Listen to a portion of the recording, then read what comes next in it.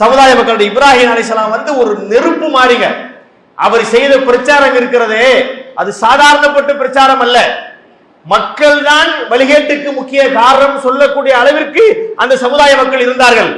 அவங்க வைக்கக்கூடிய வாதங்கள் ஒவ்வொன்றும் அனல் பறக்கும், நெருப்பு தெரிக்கும். அது மாதிரியான பேச்சுக்களை அவர்கள் பேசுவாங்க. கேட்கிறாங்க, ஏப்பா இதை வணங்குற? அந்த சமுதாய மக்கள் என்ன சொன்னார்கள்? எங்களுடைய முன்னோர்கள் இப்படி செஞ்சாங்க, வஜதனா அலைஹி ஆபானா லஹா ஆபிதீன். எங்கள் முன்னோர்கள் இவ்வாறு அதை வணங்க நாங்கள் கண்டோம், எனவேதான் நாங்களும் வணங்குகிறோம். இப்ராஹிம் அலைஹிஸ்ஸலாம் கேட்கிறாங்க, லக்கது குன்தும் வ அன்தும் வ ஆபாவுக்கும் ஃபி லலாலின் முபீன். அப்படினா நீங்களும் உங்களுடைய முன்னோர்களும் அறியாமையில தான் இருந்திருக்கிறீங்க அப்படிங்கிறாங்க. மௌத்து விழுந்தா சாப்பாடு எங்க வரும் நடுவர் அவர்களே? மதரசாக்கு தான் வரும் இல்லையா? பாருங்க, இப்படிப்பட்ட வகையினர்களும் இருக்கிறார்கள். ஆனால் அல்லாஹ்வுடைய தூதர் எப்படி சொல்லி இருக்காங்க? சஹீஹ் முஸ்லிம்ல பார்க்கலாம், இதா மாத்தல் இன்சான், ஒரு மனிதன் இறந்துட்டானா, இன் கதஅ அன்ஹு அமலுஹு இல்லா மின் தலாஸ், மூணை தவிர எல்லாமே நின்று போயிடுது. மூணே விஷயம் மட்டும்தான். ஒன்று சதகத்துல் ஜாரியா, இரண்டாவது பலனுள்ள கல்வி, மூன்றாவது அவ்வளதின் சாலிஹின் யதுலஹு, அந்த இறந்த தன்னுடைய தாய் தகப்பனுக்காக சாலிஹான பிள்ளை செய்கிற துவா. இதான ஆலிம் சொல்லணும், இதான மார்க்கம் சொல்லுது, இதைத்தான தூதர் சொன்னாங்க. ஆனா இன்றைக்கு ஆலிம் என்ன சொல்லி கொண்டிருக்கிறார்? அப்படி எல்லாம் நீங்க போகாதீங்க, நான் வர்றேன் உங்களுக்கு, நீங்க ஏன் துவா செய்றீங்க? நான் இடையில வந்து பாத்தியா ஓதுறேன், மௌத்தா போனா ஒண்ணு ஓதுறேன், மூணாவது பாத்தியா ஒண்ணு ஓதுறேன், வேற என்ன 40 ஓதுறேன், வருஷம் நான் வந்து நினைவேந்தல் மாதிரி ஒவ்வொரு வருஷமும் வர்றேன், இப்படி சொல்றாங்களே. வெளிப்படையாக கேட்கிறேன், எந்த ஒரு மனிதனாவது இறந்து போன தாய் தகப்பனுக்கு நான் துவா செய்ய மாட்டேன்னு சொல்லுவாங்களா? நபியே யா நபியே யா நபியே நபியே நபியே. நடுவர்களை என்ன பாட்டுன்னு தெரியுதா? அன்பே அன்பே கொள்ளாதேவன். இது ஒரு ஆலிம் சவாயில வரலாமா? குறைந்த செலவில் நடத்தப்படுகிற திருமணத்தில் அல்லாஹ்வுடைய பரக்கத்து இருக்கிறது என்பதை தமிழகத்திலே போதித்தவர்கள் ஆலிம்கள். 20 ரக்காயத்து 20 தொழுகை தொழுதவர்களை அப்படி தொழக்கூடாது, அது பிதஅத்தானது, 8 ரக்காயத்துக்குத்தான் ஆதாரம் இருக்கிறது என்று சொன்னவர்கள் ஆலிம்கள். தமிழகத்தில் தர்கா வழிபாடுகள், காதியானிகளுடைய விஷயங்கள், சலஃபு போன்ற கொள்கை மாற்ற விஷயங்கள் நடக்கும் பொழுது விவாதத்திலே அமர்ந்து அந்த விவாதத்திலே அவர்களுக்கு ஒவ்வொருவருக்கும் ஒரு ஆலிம் ஒரு காரணத்திலே ஆலிம் வழிகேடான கருத்தை சொன்னாலும் அதற்கு பதில் சொல்லியவர்கள் தமிழகத்தில் ஆலிம்தான் விவாதத்தை சந்தித்தார்கள் என்பதையும் நம்மால் பார்க்க முடிகிறது. ஆலிம் சொல்றாங்கல்ல, மக்கள் ஏன் சிந்திக்கலை என்று இந்த ஒன்னதான் சுத்தி வச்சிருக்காரு மக்கள் மேல குற்றமாக. இது எப்படி இருக்கு? ஒருத்தன் இன்னொருத்தனை கத்தியால குத்துறவன் செத்துட்டான். இப்போ யார் மீது குற்றம்? குத்துறவன் மேலதான் குற்றம். குத்துறவனை விட்டாச்சு, இவன் ஏன் செத்தான்னு கேட்கிறான். இது எப்படி இருக்கு? லா இலாஹ இல்லல்லாஹு வஹ்தா என்ற அந்த கோஷத்தோடு ரசூலுல்லாஹ் மக்காவிற்குள் நுழைகிறார்கள். உள்ள வந்து காபத்துல்லாஹ்வுடைய சாவியை திறந்து உள்ள போய் பார்த்தா, எந்த இப்ராஹிம் நபி ஷிர்க்குக்கு எதிராக கண்டன குரல் எழுப்பினார்களோ அந்த இப்ராஹிம் அலைஹிஸ்ஸலாத்திற்கே ஒரு சிலையை வடிவமைத்து வைத்திருந்தார்கள். இதை செய்தது யாரு? மக்கள் தான் செய்தார்கள். அப்ப மக்கள் நினைத்தால் அந்த தூதர்கள் கொண்டு வந்த கொள்கையை மாற்ற முடியும், ஆலிம்சா கொண்டு வந்ததை மாற்ற முடியாதா? இன்றைக்கு ஆலிம்சா ஜும்மாவுல ஒரு சத்தியத்தை பேசிவிட்டார் என்றால் வரதட்சணை வாங்கக்கூடாது, இளைஞர்கள் வரதட்சணையை வாங்காமல் மகர் கொடுத்து தான் திருமணம் முடிக்கணும் என்று பேசிவிட்டார் என்றால் அசர்ல அவர் இருப்பாரா? அஸ்ஸலாமு அலைக்கும் வரஹ்மத்துல்லாஹி வபரகாத்துஹு. கண்ணியத்திற்குரிய எல்லாம் வல்ல ஏக இறைவனின் நல்லடியார்களே, இந்த சிறப்பான பட்டிமன்ற நிகழ்ச்சியிலே இன்றைய கால சூழ்நிலைக்கு ஏற்ப பேசப்பட வேண்டிய ஒரு நல்லதொரு தலைப்பை இங்கு வழங்கியிருக்கின்றார்கள். மார்க்க முரணான காரியங்கள் நடைபெற பெரிதும் காரணமாக இருப்பது மக்களே அல்லது ஆலிம்களே என்கின்ற தலைப்பிலே இங்கே நடைபெற இருக்கின்றது. மார்க்கம் என்று சொன்னால் இறைவனிடத்திலிருந்து வந்ததைத்தான் நாம் மார்க்கம் என்று சொல்ல வேண்டும். இம்மார்க்கத்திற்கு சொந்தக்காரன் அல்லாஹ்தான். அலா லில்லாஹி தீனுல் ஹாலிஸ் என்று திருமறையிலே அல்லாஹ் குறிப்பிடுகின்றான். இந்த தூய இஸ்லாமிய மார்க்கம் அல்லாஹ்விற்கு சொந்தமானது என்று சொல்கிறான். எனவே மார்க்க சம்பந்தமான எந்த காரியங்களாக இருந்தாலும் அதை இறைவன் தான் நமக்கு சொல்லித்தர வேண்டும். ஆதம் அலைஹிஸ்ஸலாம் அவர்களை இறைவன் இப்பூமிக்கு அனுப்பும் போது என்ன சொல்லுகின்றான்? யுபிது மின்ஹா ஜமீஆ ஃபஇம்மா யஅத்தியன்னக்கும் மின்னி ஹுதன் ஃபமன் தபிய ஹுதாய ஃபலா ஹவுஃபுன் அலைஹிம் வலா ஹும் யஹ்சனூன் என்று குறிப்பிடுகிறான். இங்கிருந்து நீங்கள் இறங்கி விடுங்கள், பூமிக்கு சென்று நீங்கள் வாழுங்கள், என்னிடத்தில் இருந்து உங்களுக்கு நேர்வழி வரும், யார் என்னுடைய அந்த நேர்வழியை பின்பற்றுவாரோ அவருக்கு எந்த அச்சமும் இல்லை, அவர்கள் கவலைப்படவும் மாட்டார்கள் என்று இறைவன் குறிப்பிடுகின்றான். ஒரு முஸ்லீம் அல்லாவிடமிருந்து வந்த மார்க்கத்தை தான் பின்பற்ற வேண்டும் என்கின்ற கருத்தை இந்த திருமறை குர்ஆன் தருகின்றது. இன்னொரு இடத்திலே அல்லாஹ் சொல்லும் போது இத்தபியூ மா உன்சில இலைக்கும் மிர் ரப்பிக்கும் வலா தத்தபியூ மின் தூனிஹி அவுலியா கலீலமா ததக்கரூன் என்று குறிப்பிடுகிறான். உங்கள் ரப்பிடத்திலிருந்து அருளப்பட்டதை நீங்கள் பின்பற்றுங்கள். நாம் எதை பின்பற்ற வேண்டுமாம்? அல்லாவின் புறத்தில் இருந்து எது நமக்கு அருளப்பட்டதோ அதைத்தான் பின்பற்ற வேண்டும் என்பதை ஆணித்தனமாக அழுத்தம் திருத்தமாக அல்லாஹ் சொல்கின்றான். வலா தத்தபிஉ மின் தூனிஹி அவுலியா, இறைவன் சொல்லித்தராதவற்றை நீங்கள் பின்பற்றி விடாதீர்கள் என்பதையும் இறைவன் குறிப்பிடுகின்றான். எனவே மார்க்கம் என்பது அல்லாஹ்விடமிருந்து வருவதுதான் மார்க்கம், வஹீதான் மார்க்கம். வஹி என்பது தனித்தனியாக ஒருத்தருக்கும் வராது. உங்களுக்கும் எனக்கும் தனித்தனியில வஹி வருதா? காலையில ஒருத்தருக்கு 7 மணிக்கு செல்போன் அடிக்குது, அட்டன் பண்ணி பார்க்கிறாரு, அந்த பக்கத்துல அல்லாஹ் பேசுகிறான். அந்தப்பா அல்லாஹ் பேசுறேன், எல்லாம் என்ன எல்லாம் இந்த நேரத்தை ஃபோன் பண்ணிட்ட, சொல்லாம கொள்ளாம சொல்லுவேன், இன்னைக்கு ஒரு 10 பேருக்கு சாப்பாடு கொடு, அப்படியே அல்லாஹ் நமக்கு சொல்லுவான்? அப்படி சொல்ல மாட்டான். ஒரு இறை தூதரை அல்லாஹ் தேர்வு செய்வான். சமுதாய மக்கள் ஒருத்தட்டு இண்டிவிஜுவலா அல்லாஹ் பேசுவதில்லை. ஒரு சமுதாயத்திற்கு ஒரு தூதரை தேர்வு செய்து அவருக்கு வேதம் கொடுத்து அவருக்கு ஞானத்தை கொடுப்பான். அவர் சமுதாய மக்களுக்கு வந்து சொல்லுவார். இப்படித்தான் இந்த மார்க்கம் நம்மை வந்தடைந்திருக்கிறது. இவ்வாறு பரிசுத்தமாக நமக்கு வழங்கப்பட்ட இந்த மார்க்கத்தை இன்றைய சமுதாயத்திலே முஸ்லிம்கள் அப்படியே நடைமுறைப்படுத்துகிறார்களா? இஸ்லாம் எவ்வளவு கலப்படம் இல்லாமல் தெளிவான ஒரு மார்க்கத்தை நமக்கு தந்திருக்கிறது, இதை இவர்கள் அப்படியே பின்பற்றுகிறார்களா என்றால் அப்படி நம்ம சொல்ல முடியவில்லை. இஸ்லாத்திற்கு முரணான பல காரியங்களை முஸ்லிம்கள் நடைமுறைப்படுத்துறாங்களா இல்லையா? எவ்வளவு விஷயங்கள் நம்ம சொல்லலாம். ஒரு பட்டிமன்றத்தில் பேசி அதை முடிச்சிட முடியுமா? மார்க்கத்திற்கு முரணான காரியங்களை முஸ்லிம்கள் எவ்வளவு காரியங்களை செய்கின்றார்கள். அப்ப இதற்கெல்லாம் காரணம் யாரு என்று நம்ம அலசும் போது ஆனால் ஒரு 2 வகையாக நம்ம பார்க்க முடியுது. ஒரு பக்கத்திலே பார்த்தால் மார்க்கத்தை படிக்கக்கூடிய ஆலிம்சாக்கள், மதரசாவில் சென்று 5 வருடங்களோ 7 வருடங்களோ இந்த அரபி இலக்கணங்களை எல்லாம் படித்து குர்ஆனை படித்து அதை படிக்கக்கூடிய ஆலிம்கள், அவர்களுக்கு ஒரு சமூக பொறுப்பு இருக்கிறது. அவர்கள் எதை படித்தார்களோ அதை மக்களுக்கு உரிய முறையிலே நல்ல முறையிலே அதை போதிக்க வேண்டும். சத்தியத்தை சொல்லக்கூடிய பொறுப்பு அவர்களுக்கு கூடுதலாக இருக்கிறது. ஆனால் இன்றைய சமுதாயத்தில் என்ன நிலை இருக்கிறது என்றால் அந்த ஆலிம்களே மக்களை வழிகெடுக்கக்கூடியவங்களா ஆயிட்டாங்க. வேலியை பயிரை மேய்றதும்பாங்கல்ல, ஒரு வேலி எதுக்கு போடுறோம்? பயிரை பாதுகாக்கிறதுக்கு தான் வேலி போடுறோம். அந்த வேலையை பயிரை மேயலாமா? அந்த வேலையை தான் இன்று பல ஆலிம்கள் சமுதாயத்திலே செய்வதை பார்க்கின்றோம்.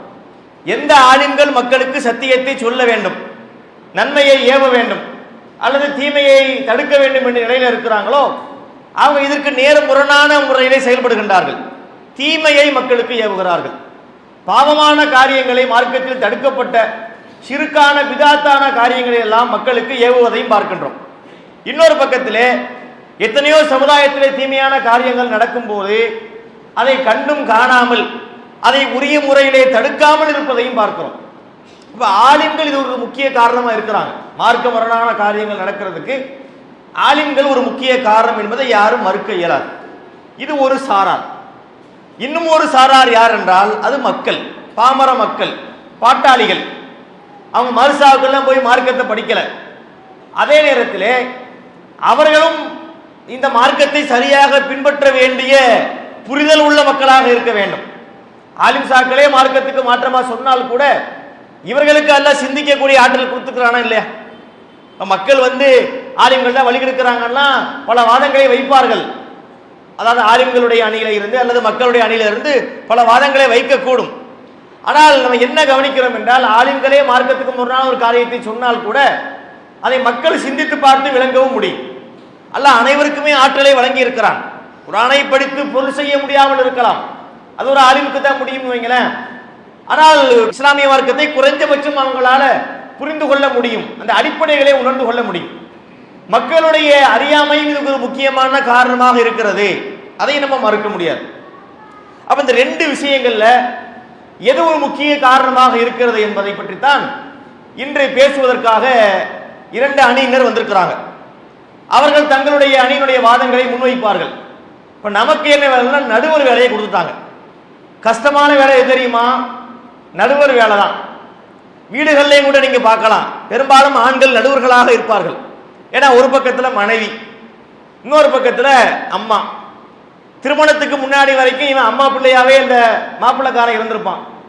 திருமணம் பண்ணி வச்ச உடனே அவனுடைய வாழ்க்கையில சில மாற்றங்கள் ஆக ஆரம்பிக்கும். நீங்க பார்த்திருக்கலாம், காலையிலே ஆபீஸ்க்கு போகும்போது வீட்டு மாடிப்படி வீடு 2வது ஃப்ளோர்ல இருக்கும். அங்க இருந்து போகும்போது அம்மா போயிட்டு வர்றேன் ஆபீஸ்க்கு, கீழே போய் இறங்கி அங்க ஒரு தடவை மேல இருந்து கூப்பிட்டு ஒரு தடவை சொல்லிட்டு சந்து முக்கில் போய் திரும்பும் போது அங்க இருக்க வண்டியை நிப்பாட்டு திரும்பி பார்த்து அம்மாவுக்கு ஒரு டாட்டா சொல்லிட்டு போயிருப்பான். கல்யாணத்துக்கு முன்னாடி, கல்யாணம் ஆன பிறகு கொஞ்சம் பிஸி ஆயிடுவான். ஏன்னா புதிய ஒரு உறவு முறை வந்திருக்குதா இல்லையா? அல்லாஹ்வும் சொல்லும் போது அந்த திருமண வாழ்க்கையை கொஞ்சம் உயர்த்தியும் சொல்லுகிறான், அதை ஸ்லாகித்து பேசுகிறான். வமின் ஆயாத்திஹி அன் ஹலக்கலக்கும் மின் அன்ஃபுசிக்கும் அஸ்வாஜன் லி தஸ்குனு இலைஹா வஜஅல பைனக்கும் மவத்தத்தன் வரஹமா இன்ன ஃபீ தாலிகல் ஆயாத்தி லிகௌமி யதஃபக்கரூன் என்று குறிப்பிடுகிறான். அதாவது நீங்கள் அமைதி பெறுவதற்காக உங்களில் இருந்தே உங்கள் துணைவியரை ஏற்படுத்தி உங்கள் இருவருக்கு மத்தியில் அன்பையும் இரக்கத்தையும் ஏற்படுத்தி இருப்பது அல்லாஹ்வுடைய சான்றுகளில் உள்ளதாகும். அப்ப அந்த கணவன் மனைவிக்கு மத்தியில் உள்ள பாசத்தை வளர்ப்பவன் யார்? இறைவன். இப்ப திருமணம் ஆன உடனே இவன் மனைவி பக்கம் கொஞ்சம் சாய ஆரம்பிப்பான். இது எந்த அளவுக்கு தாயை பாதிக்கும்னா, அம்மா வயிற்றுல புளிய கரைக்கும். நேற்று வரைக்கும் நம்ம சொல்லிட்டு போன பையன் இன்னைக்கு சொல்லாம போறானே என்று அங்கேயே நிறைய பிரச்சனைகள் எல்லாம் ஏற்படுவதை நம்ம நிறைய கேள்விப்படுறோம். நாட்கள் செல்ல செல்ல அம்மா என்ன செய்ய ஆரம்பிப்பாங்க, மகன்கிட்ட, ஏப்பா அவன் மனைவி சொல்லதை கேட்க மாட்டேங்கிறா, ஒழுங்கா மரியாதை கொடுக்க மாட்டேங்கிறா, எதுக்கெடுத்தாலும் மூஞ்சியை ஏற்றி வச்சுக்கிறா என்று வீட்டு வாசல்ல நுழைஞ்ச உடனே அம்மா நிப்பாட்டிடுவாங்க. ஒரு செக் போஸ்ட் நில்லு, இங்க கேட்க வேண்டிய எல்லா கேஸையும் எஃப்ஐஆரையும் படிச்சு காமிச்சிட்டு தான் அவங்கள உள்ள அனுப்புறது. உள்ள போயாச்சுன்னா அங்க மனைவி ஒரு பெரிய பட்டியல் வச்சிருக்கும். ஏங்க அவங்க அம்மா என்னெல்லாம் பண்றாங்க தெரியுமா? என்ன செஞ்சாலும் குறை சொல்றாங்க. நான் தான் டெய்லி வீட்டை கூட்டுறேன், நல்லா கூட்டு அப்படிங்கிறாங்க. நான் தான் துணியை துவைக்கிறேன், நல்லா துவை அப்படிங்கிறாங்க. நான் தான் பாத்திரத்தெல்லாம் கழுவுறேன், நல்லா பாத்திரம் கழுவு அப்படிங்கிறாங்க. ஆனா தூங்குனா மட்டும் நல்லா தூங்குன்னு சொல்ல மாட்டாங்க, எப்ப பார்த்தாலும் தூங்கிட்டே கிடக்குறா என்று பிரச்சனை பண்றாங்க. இப்படி ரெண்டு பக்கமும் வரும். இப்ப இந்த ஆம்பளையினுடைய வேலை என்ன தெரியுமா? இவன் நடுவரா இருக்கணும். அம்மா பக்கமும் செய்யக்கூடாது, மனைவி பக்கத்திலும் செய்யக்கூடாது. மனைவியை பத்தி அம்மா சொல்லும் போது உங்களை பத்தி எனக்கு தெரியாதா, அவளை விடுங்க, நேத்து வந்தவ நான் பேசிக்கிறேன் அப்படின்னு சொல்லிக்கிறான். அப்புறம் போய் என்ன மனைவியை பார்க்கும் போது மனைவி ஒரு ஹிஸ்டரியை எடுத்து விடும், ஒரு பட்டியலை போடும். அப்ப என்ன சொல்லுவான், வயசாயிருச்சு அவங்களுக்கு, உன்னை மாதிரி பக்குவமான பிள்ளை அவங்க காலம் கடந்துச்சு, ஏதாவது வயசான காலத்தை ஏதாவது சொல்லுவாங்க, கண்டுக்கிறாத என்று சொல்லி இந்த பேலன்ஸ் பண்ணி சமாளிக்க வேண்டிய வேலை யாருடைய வேலையா இருக்கு? ஆண்களுடைய வேலையா இருக்கு. கிட்டத்தட்ட நம்ம வேலை மாதிரி. அப்ப நடுவர்களுடைய பணி என்பது கொஞ்சம் கஷ்டமான பணி தான். அப்ப அப்படிப்பட்ட ஒரு இக்கட்டிலே நம்மளை மாட்ட வச்சுட்டாங்க. சரி வந்துட்டோம், என்ன நடக்குது, என்ன செய்வோம் இன்ஷா அல்லாஹ் நம்ம பார்ப்போம். இப்ப என்னன்னு சொன்னா, இந்த மார்க்கத்துக்கு முரணான காரியங்கள் நடைபெறதுக்கு பெரிதும் காரணம் ஆலிம்கள் தான் காரணம் என்று பேசுவதற்கு அந்த அணியில 2 பேர் வந்திருக்கிறாங்க. ஒருத்தர் துஜா அலி அவர்கள், அடுத்ததாக சகோதரர் நிலோஃபர் அலி அவர்களும் ஆலிம்கள் தான் முக்கிய காரணம் என்பதை பேசுவார்கள். இந்த பக்கத்துல பார்த்தோம்னு சொன்னா மக்கள் தான் காரணம் என்று பேசுவதற்காக அசீஸ் அவர்கள் மக்களை என்ற அணியில பேசுவாங்க. அவருக்கு துணையாக பட்டூரை சார்ந்த சகோதரர் யாசின் அவர்களும் இந்த மாதிரி மார்க்க முரணான காரியங்களுக்கு மக்கள் தான் காரணம் என்ற தலைப்பில் பேச இருக்கின்றார்கள். இதை கவனிக்கக்கூடிய மக்கள் உங்களுடைய சிந்தனைகளை நீங்க எங்கேயும் போக விட்டுறக்கூடாது. முக்கியமான பாயிண்ட்டுகள்லாம் சொல்லுவாங்க, நீங்க விட்டுட்டீங்கன்னா திருப்பி கிடைக்காது. அப்ப நீங்க என்ன செய்யணும்னு சொன்னா, என்னென்ன வாதங்களை முன்வைக்கிறாங்க, எந்த அணியினருடைய வாதங்கள் வலுவாக இருக்கிறது என்பதை நீங்கள் கூர்ந்து கவனிக்க வேண்டும். இப்போது இந்த பட்டிமன்றத்தினுடைய பகுதி ஆரம்பமாக இருக்கிறது.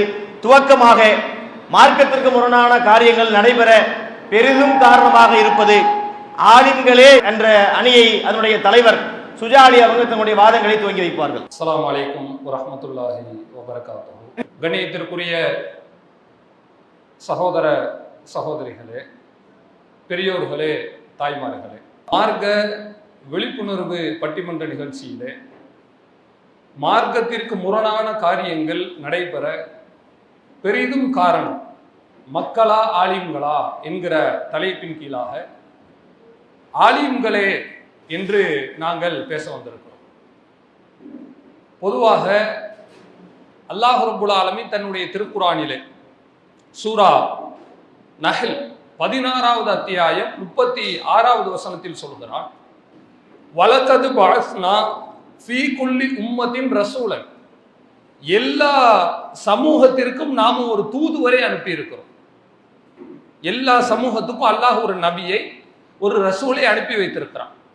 ஏன் அனுப்புகிறான் தெரியுமா? அந்த நபி வருவது எனக்கும் ஒரு நபி இருக்காங்க என்று காட்டிக் கொள்வதற்கோ பெருமையாக பேசிக் கொள்வதற்கு மட்டுமல்ல. எதற்கு அந்த தூதுவரை அல்லாஹ் அனுப்புகிறான் என்று சொன்னால், அன்இபுதுல்லாஹ், நீங்கள் அல்லாஹுவை வணங்குங்கள். இதை போய் மக்களுக்கு சொல்லணும். இந்த நபியினுடைய வேலையே அல்லாஹ் ரொம்ப பிரதானமாக சொல்லக்கூடிய விஷயம் அன்இபுதுல்லாஹ், நீங்க அல்லாஹுவை வணங்குங்கள். வஜ்தனி புத்தாகுத், தீய சக்திகளை வணங்காதீர்கள். இதான் விஷயம். அப்ப நீங்க நல்லா கவனிங்க, மனிதனை படைத்தது யாருங்க? அல்லாஹ். ரிஸ்க் கொடுக்கிறது யாரு? அல்லாஹ். எல்லாமே இறைவன் தான் கொடுக்குறான். கொடுத்துட்டு நீங்க உங்க இஷ்டத்துக்கு இருந்துக்கங்கப்பா என்று மனுஷனை விட்டுறலாமா இல்லையா? சுதந்திரம் அல்லாஹ் கொடுத்துருக்கான். ஆடு மாடு மாதிரி மனிதன் கிடையாது. சரியானது இதுதான் தெரிஞ்சாலும் அதை தவிர்த்து தப்பானதுல நடக்கலாம். இப்படி இருந்தாலும் கூட மனிதர்களை அவர்களுடைய போக்கில் விட்டு விடாமல் அல்லாஹ் ரப்புல் ஆலமீன் தூதுவர்களை அனுப்பி நீங்க போய் பிரச்சாரம் பண்ணுங்க என்று எடுத்து சொல்றான் தெரியுமா? மனிதனுடைய பண்பே தவறு செய்வதுதான். எதிரணியினர் அதிகமான தவறுகள் நடைபெற காரணம் மக்களே பேச வர்றாங்களே, அவங்க நல்லா கவனிக்கணும். தப்பு செய்யறது மனித இயல்பா, சரியாக நடப்பது மனித இயல்பா? அல்லாஹ் குர்ஆனிலே சொல்லுகிறான், குலிகல் இன்சானு தஈஃபா, மனிதன் பலகீனவாதியாகத்தான் படைக்கப்பட்டிருக்கான். அவன் தூயவன் கிடையாது. தூயவன் இறைவன் தான். அப்ப தப்பு செய்வது இயல்பு என்று சொல்லும் போது அதை திருத்துவதற்கு தான் தூதர்கள் அல்லாஹ் கொடுக்கிறான். அன்றைக்கு தூதர்கள் இருந்தாங்க. நபி நூஹ் அலைஹிஸ்ஸலாம் வந்தாங்க, இப்ராஹிம் அலைஹிஸ்ஸலாம் வந்தார்கள், யாக்கூப் நபி வந்தார்கள், முஹம்மது நபி ஸல்லல்லாஹு அலைஹி வஸல்லம் அவர்கள் வரை வந்தார்கள். வந்தவர்கள் அவர்களுடைய பணியை கச்சிதமாக செய்தார்கள்.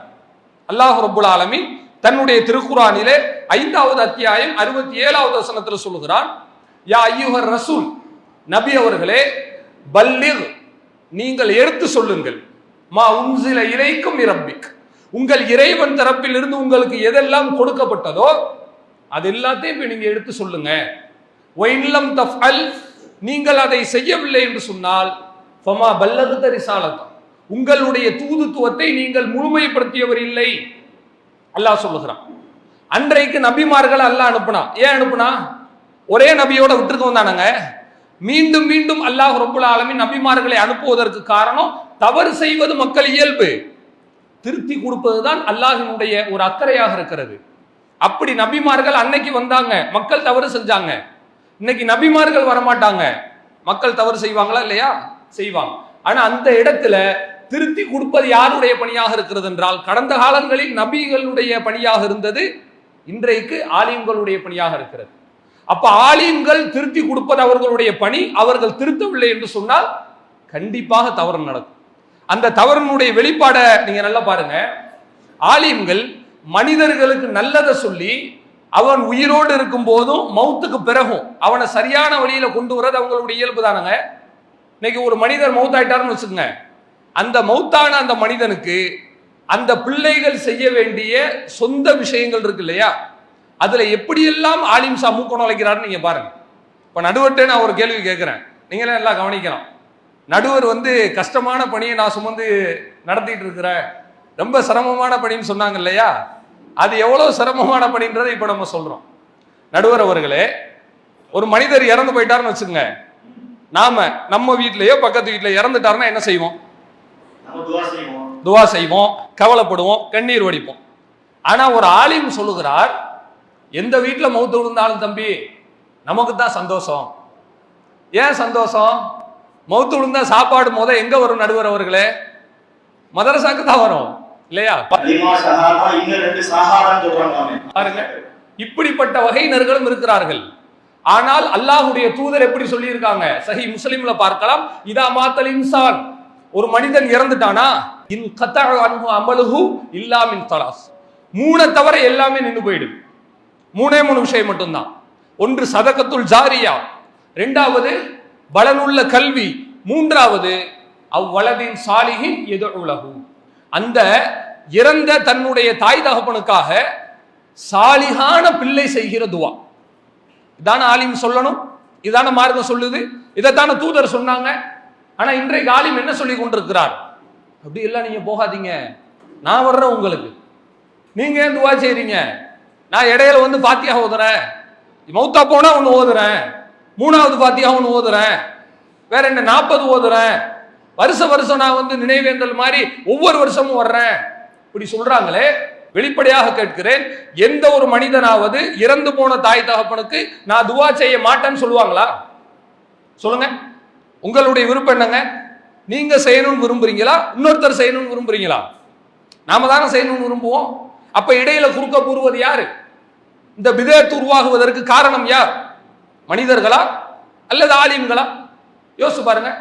அப்ப இன்றைக்கு ஏகப்பட்ட அனாச்சாரங்கள் நடக்கிறதே, எங்கேயாவது மக்கள் இதை எங்களுக்கு கொடுங்கன்னு கேட்டிருக்கிறார்களா? கேட்டதே கிடையாது. ஆனா மக்கள் இது மாதிரி தவறுகளை திருத்தி ஆலிம்கள் சரியான வழியின் பக்கம் கொண்டு வரதுக்கு பதிலா இன்னைக்கு என்ன நடக்குது தெரியுமா? அப்துல் காதர் ஜீலான் ஒருவர் இருக்கிறாரு நடுவர் அவர்களே, தெரியும். அவருக்கு ஒரு அடைமொழி வச்சிருக்கிறாங்க, அது சொல்லுங்க நடுவர்களே, நீங்க சொன்னாதான் நல்லா இருக்கும். சரி, முஹித்தீனுக்கு என்ன அர்த்தம்னு தெரியாதவங்க நம்மள இருப்போம். முஹித்தீன் பேரை தெரியாதால யாரா இருப்போமாங்க? முஹித்தீனா என்ன அர்த்தம் தெரியுங்களா? முஹி என்று சொன்னால் உயிர் கொடுப்பவர் என்று பொருள். தீன் என்று சொன்னால் தீன் இஸ்லாம், இஸ்லாத்தை உயிர்ப்பிப்பவர். அவருக்கு அடைமொழியை பாருங்க. அதாவது வர்ற ஆளுக்கு வந்து சும்மா வராம ஒரு அடைமொழியோட வந்தாதான் கொஞ்சம் இப்படி பந்தாவா இருக்கும் அப்படின்னு சொல்லுவாங்க பாருங்க. அந்த மாதிரி இவர் என்ன செய்கிறார் என்றால், அப்துல் காதிர் என்பது இவருடைய பேர், கரெக்ட், காதிருடைய அடிமை, அல்லாஹுடைய அடிமை. ஜீலானி என்பது ஜீலான், அவருடைய ஊர் பேரு. அது என்ன முஹித்தீன்? அதுக்கு அவங்க சொல்ற கதையை பாருங்க. இவர் ரோட்ல நடந்து வாக்கிங் போயிட்டு இருந்தாராம், அப்துல் காதிர் முஹித்தீன். போயிட்டு இருக்கும்போது இடையில ஒரு நோயாளி ஒருத்தன் கடந்திருக்கான், சீக்காளி கடந்துட்டு இருக்கான்.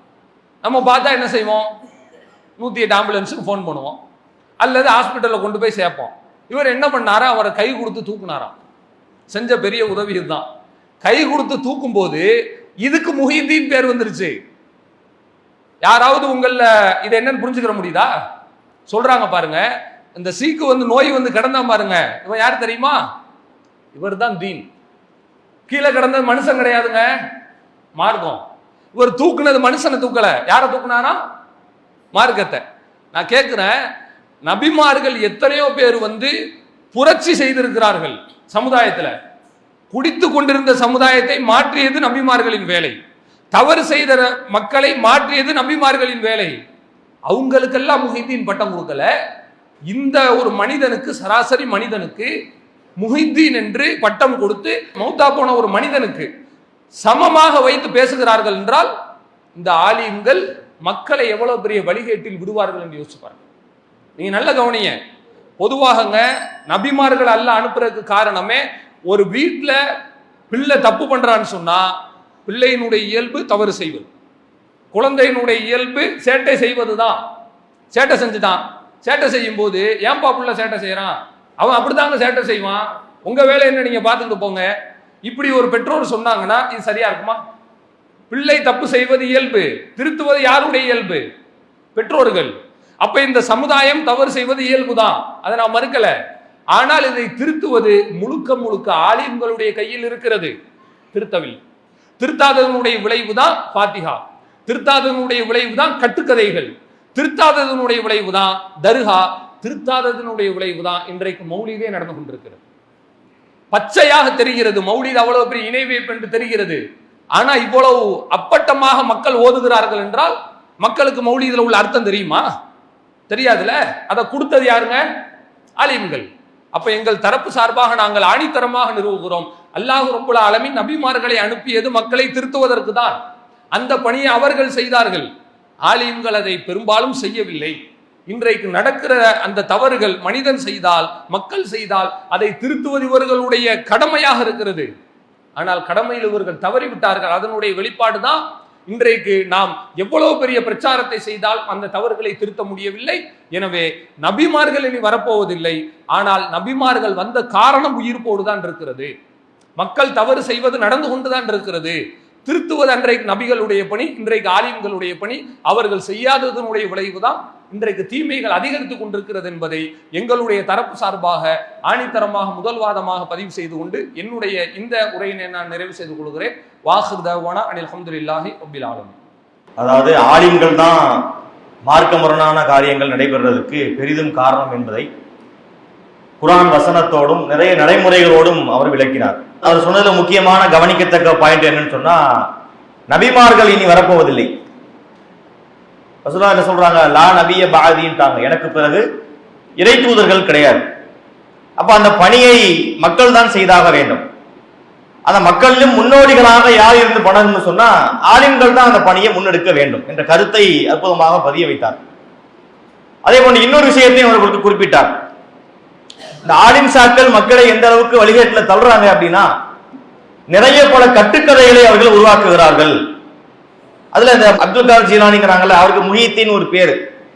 அந்த சம்பவத்தை கூட அவர்களுக்கு சொன்னார். அவர் சொன்ன விஷயம் எங்க வருதுன்னா முஹித்தீன் மௌலுதுல வருது. இந்த முஹித்தீன் மௌலுது என்பதை எப்ப மக்கள் ஓதுவாங்கன்னா ரபியுல் ஆகிர் மாதத்துல ஓதுவாங்க. ரபியுல் அவல் மாதத்துல சுபான மௌலுது ஓதுவாங்க. ரபியுல் ஆகிர் மாதத்துல முஹித்தீன் மௌலுதுன்னு ஒன்று ஓதுவாங்க. அதுலதான் அவர் சொன்ன அந்த விஷயம் வருது. எப்படி வருது? நான் உங்களுக்கு அதை படிச்சு காட்டுறேனே. ரஆபி ஃபஜின் சகீமா மின் குபுதி காயுகீமா லம்மா கதா முஸ்தகீமா நாதாஹு ஐயாகீவாமீன். இப்படியே தான் ஓதுவாங்க, இதே பேட்டர்ன்ல ஓதுவாங்க. இன்னி லதீனுர் ரஷாதி அஹியைதனி கையுனாதி லக்கும் பிஹி குல்லு நாதி யா முஇத்தீனி ஹாமி. இதான் அந்த அரபு மூலம். அதான் அவர் சொன்னார் பாருங்க மீனிங். அதுகா ஜீலானி ஒரு நாள் நடந்து போறார். அப்போ ஒரு நோயாளியை கண்டார். அந்த நோயாளிக்கு எந்திரிச்சு நிக்க முடியல, உடம்புல தெம்பு இல்லாம இருக்கிறார். தன்னை தூக்கி விடுமாறு கோரிக்கை வைக்கிறார்.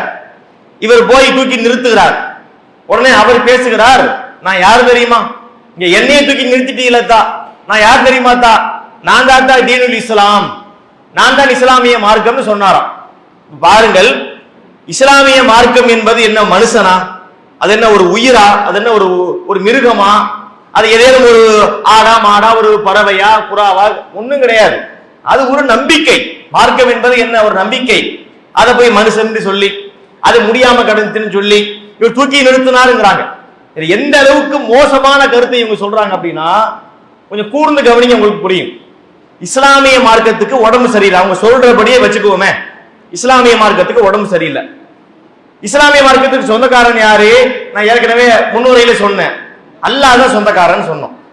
அல்லாஹ்வுக்கு சொந்தமான இந்த மார்க்கமே உடம்பு முடியாம கிடக்கு. அதை தூக்கி நிறுத்தறதுக்கு யாரு தான் வர வேண்டி இருக்கு? அப்துல் காதர் ஜீலானி தான் வந்தாரு. எனவே ஒரு மார்க்கத்தை உயிர்ப்பிச்சுட்டாரு. எனவே அவருக்கு முஹித்தீன்னு பேருங்கிறாங்க. இதை மக்களா உண்டாக்குனாங்க. அவர் அழகா கேட்கிறார், இந்த மாதிரி ஒரு விஷயத்தை மக்கள் கற்பனையாவது செய்ய முடியுமா? இப்படி ஒரு வழிகாட்டை உண்டாக்குனது யாரு? அதை முஹித்தீன் மௌலுதை ஏற்றுனது யாரு? அதை ரபியுல் ஆகிர்ல உட்கார்ந்து மக்களுக்கு ஓத சொல்லிக் கொடுக்கிறது யாரு? ஆலிம்கள் தானே என்கிற மாதிரியாக தன்னுடைய கருத்துக்களை அழகாக என்ன செய்திருக்கின்றார்? முன்வைத்திருக்கின்றார். இப்ப பிரச்சனை பாத்தீங்கன்னா மக்கள் அணியினருக்கு பிரச்சனையா இருக்கு. அழகான வாதங்களை வச்சிருக்கிறாரு. அதுவும் மறுக்க முடியாத அளவுக்கு வலுவான வாதங்களாகவும் இருக்கிறது. அப்ப அந்த வாதத்தை இவர்கள் முறியடிப்பார்களா அல்லது என்ன செய்ய போறாங்கன்னு தெரியல. இருந்தாலும் அவங்களும் வந்துட்டாங்கல்ல, அவங்களை பேச வைக்கணும். சரி, அவங்க எப்படி பேசுறாங்கன்னு பார்த்துட்டு முடிவு பண்ணணும். எப்போதுமே ஒரு வாதியுடைய பேச்சை மட்டும் நம்ம கேட்க கூடாது. பிரதிவாதிகிட்டே ஒரு விஷயம் இருக்கும், ரெண்டு பக்கமும் கேட்டதுன்னு நியாயம் தெரியும். அப்ப இவங்க என்ன சொல்றாங்கன்னு பார்ப்போம். மார்க்கத்துக்கு முரணான காரியங்கள் அதிகமாக நடக்கிறதுக்கு முக்கியமான காரணம் மக்களே என்ற தலைப்பிலே அந்த அணியினுடைய தலைவர் சகோதரர் அசீஸ் அவர்கள் உங்கள் மத்தியிலே பேசுவார். அஸ்ஸலாமு அலைக்கும் வரஹ்மத்துல்லாஹி வபரகாத்துஹு. அல்ஹம்துலில்லாஹ். அன்பார்ந்த சகோதர சகோதரிகளே, தாய்மார்களே,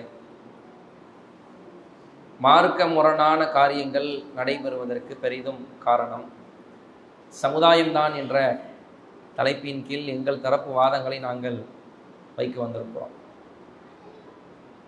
ஆலிம்கள் காரணம் இல்லை என்பதையும் சொல்ல வந்திருக்கிறோம். நடுவராக இருக்கக்கூடியவர்கள் அவர்களும் ஒரு ஆலிம்.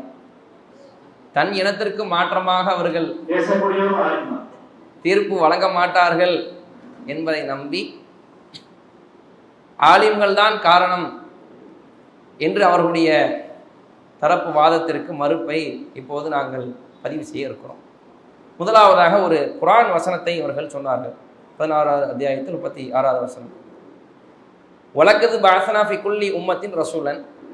அந்த வசனத்தினுடைய கருத்து என்னவென்றால், ஒவ்வொரு சமுதாயத்திற்கும் அல்லாஹ் இறை தூதர்களை அனுப்புகிறார். அல்லாஹ்வை வணங்குங்கள், தீய சக்திகளை வணங்காதீர்கள் சொல்றதுக்கு.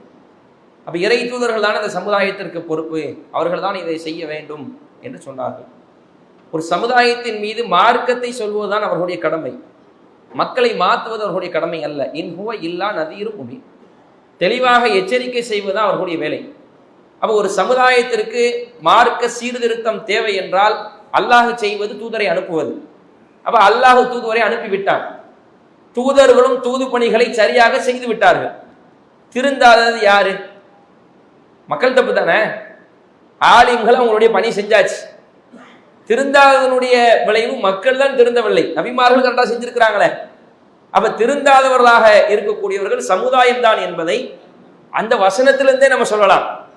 நம்ம வசனத்தை அவர் குறிப்பை எட்டி பார்த்துட்டாரான்னு தெரியல, நம்ம எடுத்து வச்சிருந்த வசனத்தை அவருக்கு சான்றாக என்ன செஞ்சிட்டார், அவரு மாற்றி சொல்லி இருக்கிறார். அது எங்கள் தரப்பில் வைக்க வேண்டிய ஒரு வசனம் என்பதை நடுவர் அவர்கள் நீங்கள் கவனமாக இருக்கும். நாங்கள் குறிப்பாக கொஞ்சம் மறைச்சு வைக்க வேண்டிய ஒரு நிலைமையில இருக்கிறோம். ஒண்ணு. இரண்டாவதாக நீங்க பாத்தீங்கன்னா, நடுவர் அவர்களே கட்டுக்கதை சொல்றாங்கன்னு சொல்றாங்க.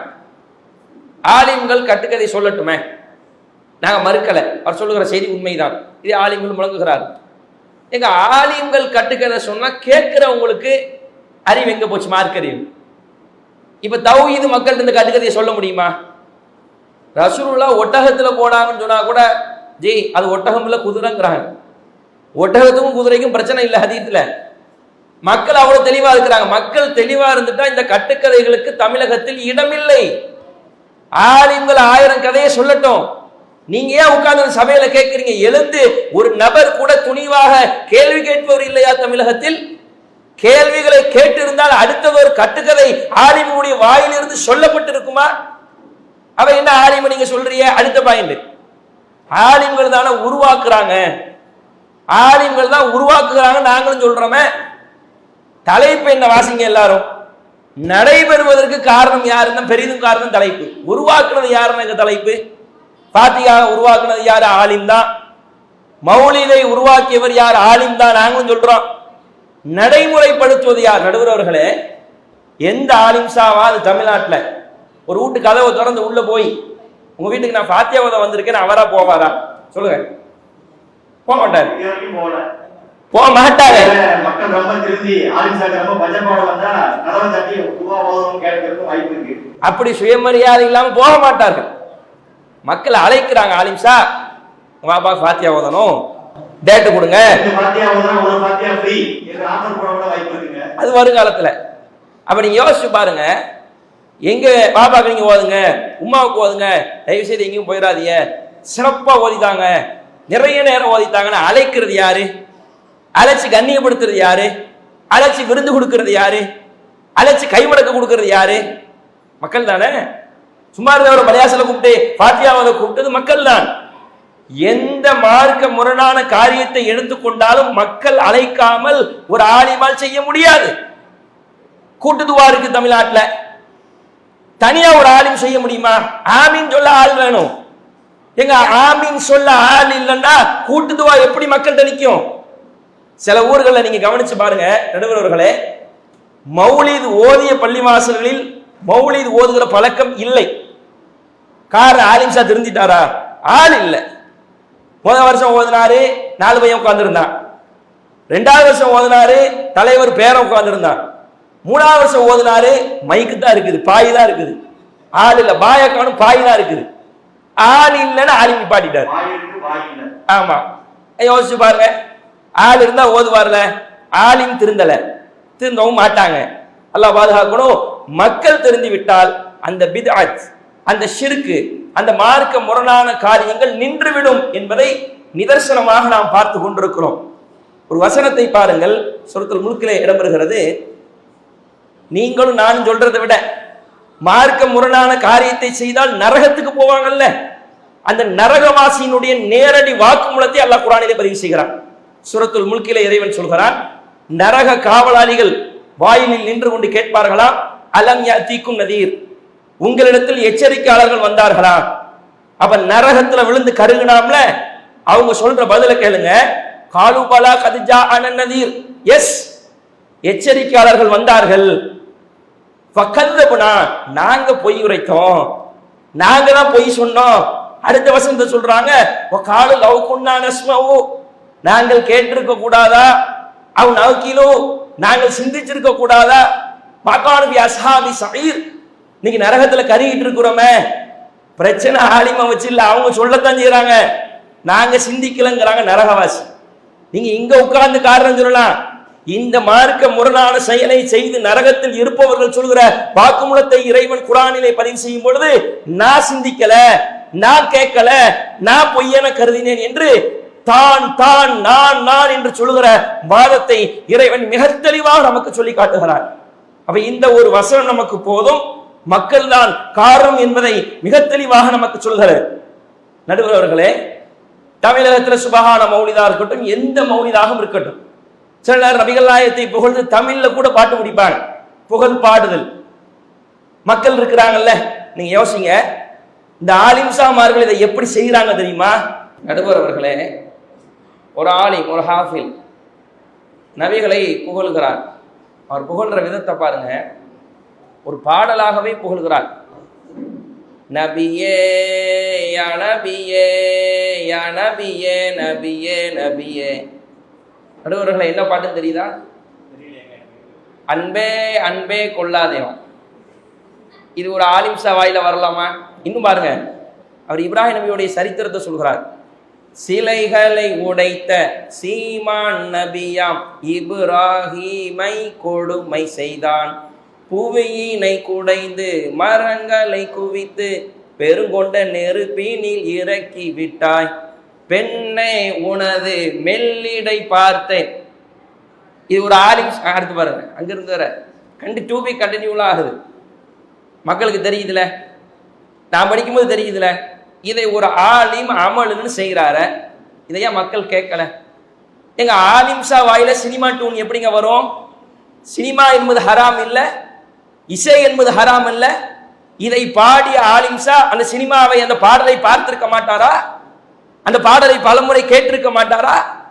கொஞ்சம் சிந்திச்சு பாருங்க. அப்ப ஆலிமுக்கும் சினிமாவுக்கும் ரெண்டும் வேறு வேறு இடத்தில் இருக்க வேண்டியது. எப்படி பாடுகிறார்? இது மட்டுமா? நீங்க மௌலிதினுடைய வரிகளிலும் பார்க்கலாம். நீங்க பாருங்க, அஸ்ஸலாமு அலைக ஸைனல் அன்பியாஇ, அஸ்ஸலாமு அலைக அத்கல் அத்கியாஇ, அஸ்ஸலாமு அலைக அஸ்கல் அஸ்கியாஇ, அஸ்ஸலாமு அலைக அஸ்ஃபல் அஸ்ஃபியாஇ, அஸ்ஸலாமு அலைக மிர் ரப்பி ஸமாஇ. நடுவர்களை தெரியுதா? பாரு எவ்வளவு ஷார்ப்பா இருக்கிறாங்க. அப்போ இத ஒரு ஆலிம்சா பாடுறாரு, மௌலூத் தானே? அஸ்ஸலாமு அலைக்க ஸைனல் அன்பியாங்கிற மௌலூத் தானே? சும்மா சொல்லல, ஆதாரத்தின் அடிப்படையில் சொல்லுகிறோம், யார் மறுக்க இயலாது. இதை ஒரு ஆலிம் பாடும்பொழுது இருக்கிற மக்கள் எழுந்து நின்று சினிமா பாடலை மெட்டு பாடுகிற நீங்கள் எல்லாம் ஒரு ஆலிமா என்ற ஒரு கேள்வியை சமுதாயத்தில் வைத்திருந்தால் இது மீண்டும் மீண்டும் சமுதாயத்திலே தொடர்ந்து இருக்குமா? நடுவர்களே, யோசித்து பாருங்க. உலகத்துல இருக்கிற ஆர்வம் மக்களுக்கு மார்க்கத்துல இல்ல, அதான் பிரச்சனை. மக்கள் தான் முழுக்க முழுக்க காரணம். நடுவர்கள்ட்ட கேட்போம், நடுவர்களே, ட்ரெஸ் வாங்க பெண்களோடு நீங்க கடைக்கு போனது உண்டா? சொல்லுங்க.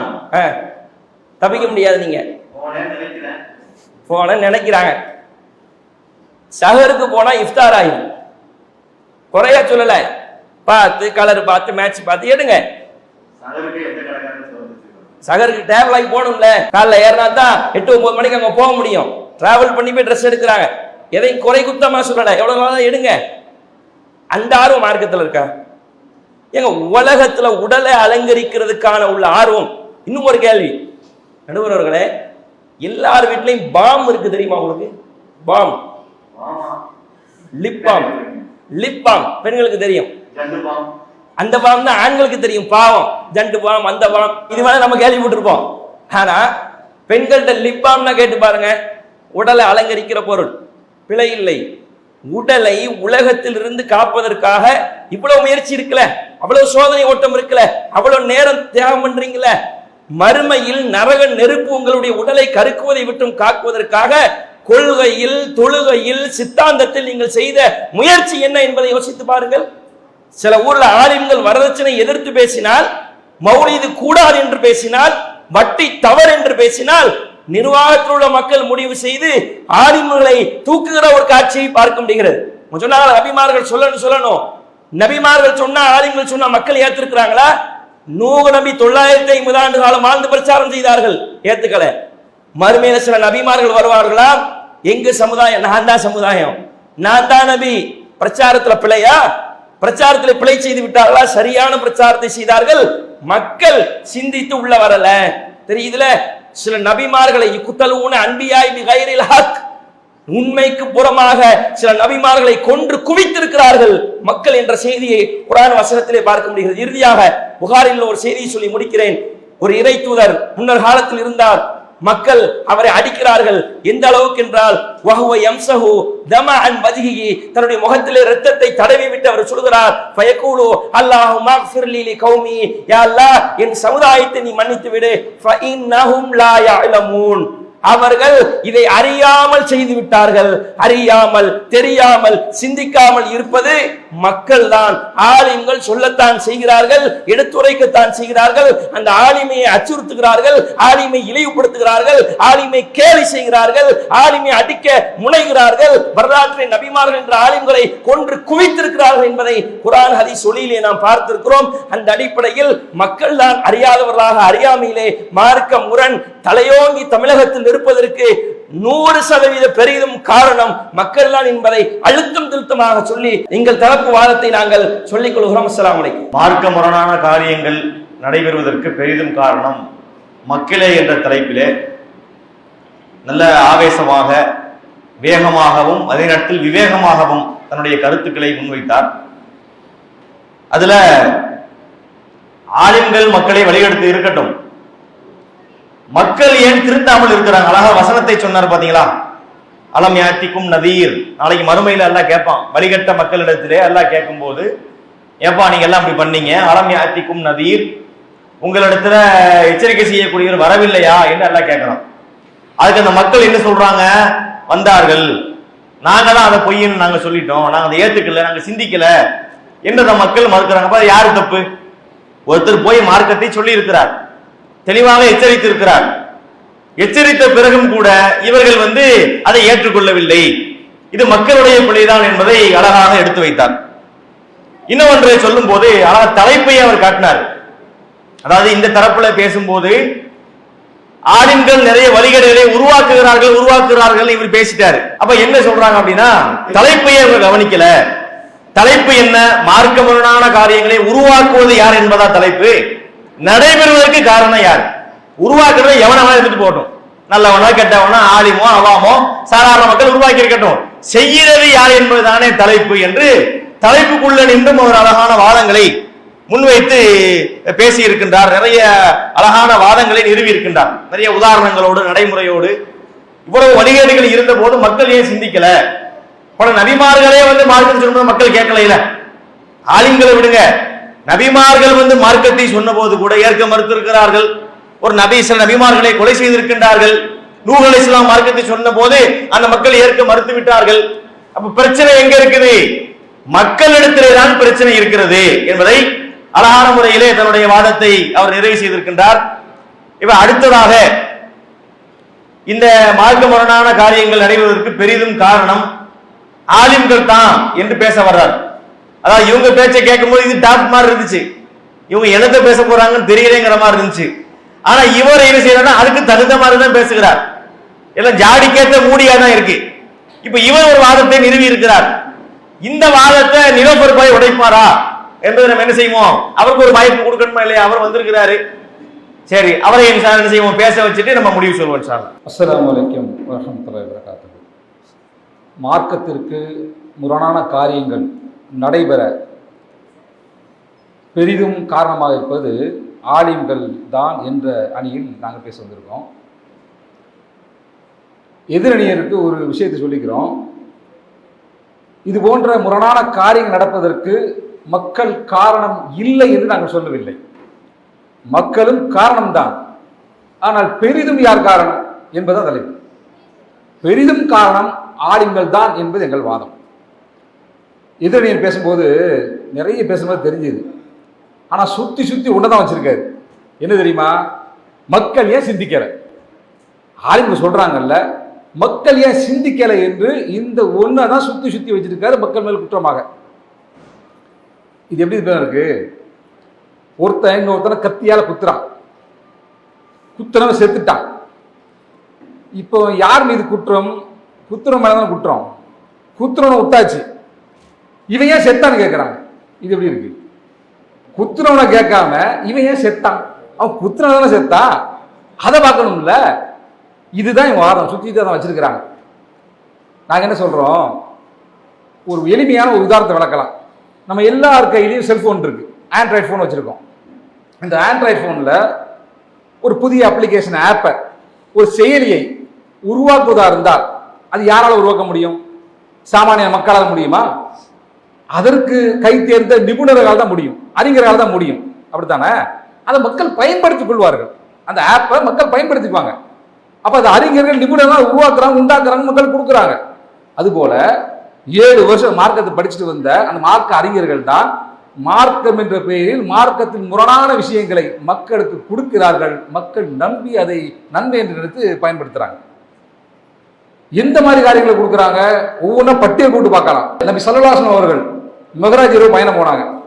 அந்த மெஹராஜ் என்று நோன்பு நோக்க வேண்டும் என்று ஒரு இஸ்லாத்தில் இல்லாத மார்க்கத்திற்கு முரணான காரியத்தை அறிமுகப்படுத்தியது யார்? நடுவர் யார்? நடுவர் மாதிரி போய் சொல்றாரு பாருங்க. அப்போ அவங்க அறிமுகப்படுத்துறாங்க, மக்கள் நம்பி செய்யறாங்க. அதுபோல பராத் இரவு 3 நாளைக்கு யாசின் ஓதுறது என்ன, பிரார்த்தனை என்ன, நோன்பு என்ன, இது போன்ற விஷயங்கள் எல்லாம் மார்க்கம் என்று மார்க்கத்தில் இல்லாத மக்களுக்கு அறிமுகப்படுத்தியது யார்? போதித்தது யார்? அறிஞர்கள் தானே. எப்படி நீங்க மக்கள் மேல் கூட சொல்றீங்க? இது முழு பூசணிக்கே சோத்துல மறைக்கிற மாதிரி இருக்கு. இப்படி இஸ்லாத்தில் இல்லாத முரணான காரியங்களை அறிமுகப்படுத்துவது ஆலிம்கள், ஆனா மக்களை எந்த மக்கள் மேல நீங்க குற்றம் சுமத்துறீங்க? இன்னும் பார்த்தோம் சொன்னா ஃபாத்தியாக்கள், அந்த ஃபாத்தியாக்கள் வகைகள் நான் எத்தனை. ஒரு ஹோட்டல்ல போய் ஒரு சர்வர்கிட்ட என்ன இருக்கு கேட்டா அடுப்பான், மசால் தோசை, முருகல் தோசை, நெய் தோசை, ஆர்கானிக் தோசை, யானையம் தோசை அடிக்கிட்டே போவான். அந்த மாதிரி ஃபாத்தியாக்கு பல வகைகள், எல்லாம் ஒரே மாவு தான். எந்த அளவுக்கு ஃபாத்தியா? பிறந்ததுலேருந்து மௌத்தார வரைக்கும் ஃபாத்தியா. ஒரு பிள்ளை பிறந்துட்டா அங்க பாங்க சொல்ல ஆலிஃபா வந்துடுவாரு, அது மார்க்கத்தில் இல்லாதது. அங்க ஃபாத்தியா ஆரம்பிச்சு பிறந்ததுலேருந்து, பேரூர்லேருந்து, முடி இறக்குறதுலேருந்து, கத்தனா பண்றதுலேருந்து, கல்யாணம் பண்றதுலேருந்து, வீடு கட்ட, கடை திறக்க எல்லாத்துக்கும் வந்து நிற்பார். எல்லாம் முடிஞ்சு மௌத்தா போறீங்களா அங்கேயும் வந்து நிற்பாரு. ஆனா மௌத்துல தான் இத்தனை ஃபாத்தியா. மௌத்து விழுந்தா வீட்டுல ஒரு ஃபாத்தியா, பள்ளிவாசல் உள்ள வச்ச ஒரு ஃபாத்தியா, வெளியே வச்ச ஒரு ஃபாத்தியா, கபருக்குள்ள வைக்கும் ஒரு ஃபாத்தியா, அடக்கம் பண்ணிட்டு வெளியே வந்தா அங்க ஒரு ஃபாத்தியா, வீட்டுக்கு போன அங்க ஒரு ஃபாத்தியா. அப்ப இந்த மாதிரி மார்க்கத்துல இதெல்லாம் மார்க்க காரியங்கள் என்று மக்களுக்கு அறிமுகப்படுத்தியது யார்? மக்களுக்கு தெரியுமா இப்படி நான் ஃபாத்தியா ஓதணும்னு? இப்ப மார்க்கத்தில் இல்லாத முரணான காரியங்களை அறிமுகப்படுத்துறது அவங்க தானே. நீங்க எப்படி மக்கள் மேல கூட சொல்லுவீங்க? இன்னும் பாக்குறோம், சரி மௌத்தா போனா அதோட முடிஞ்சுதா, மௌத்துக்கு அப்புறம் வந்து நிற்பாங்க. 1ஆம் பாத்தியா, 3ஆம் பாத்தியா, 40ஆம் பாத்தியா, 7ஆம் பாத்தியா, வருஷம் பாத்தியா, அங்கேயும் வந்து நிற்கிறது. இப்படி பல சடங்குகளை மார்க்கத்தில் ஏற்படுத்தி மார்க்கத்துடைய தனித்தன்மைக்கு ஒரு பெரிய கிடங்கு தோண்டி அந்த மார்க்கத்துடைய தனித்தன்மை குடி போட்டு மூடி சங்கு உதறது யாரு? அவங்க தான் அந்த மாதிரி காரியத்தை செஞ்சுட்டு இருக்கிறாங்க. நடுவர்களை இன்னும் பார்க்கணும், மௌனத்தை பத்தி பேசுறாங்க, அது நாங்க பேசிட்ட பாயிண்ட். ஆலிம்களே என்றுதான் நம்ம பேச வந்திருக்கோம். அது மௌலிது பாட்டெல்லாம் ஆளுங்கள் படிச்ச பாட்டு அவங்க படிச்சு காட்டுறாங்க. அது நாங்க சொல்லணும். அந்த எங்களுக்கு வலுவாக அவர் பாடிட்டு இருக்காரு. அப்போ மௌலிது பாடல் அரபியில் எழுதப்படுது. அரபி மக்களுக்கு தெரியுமா? அர்த்த மக்களுக்கு தெரியுமா? நம்ம மக்களுக்கு தான் அல்கம் சூறாக்கு அர்த்தம் தெரியாது.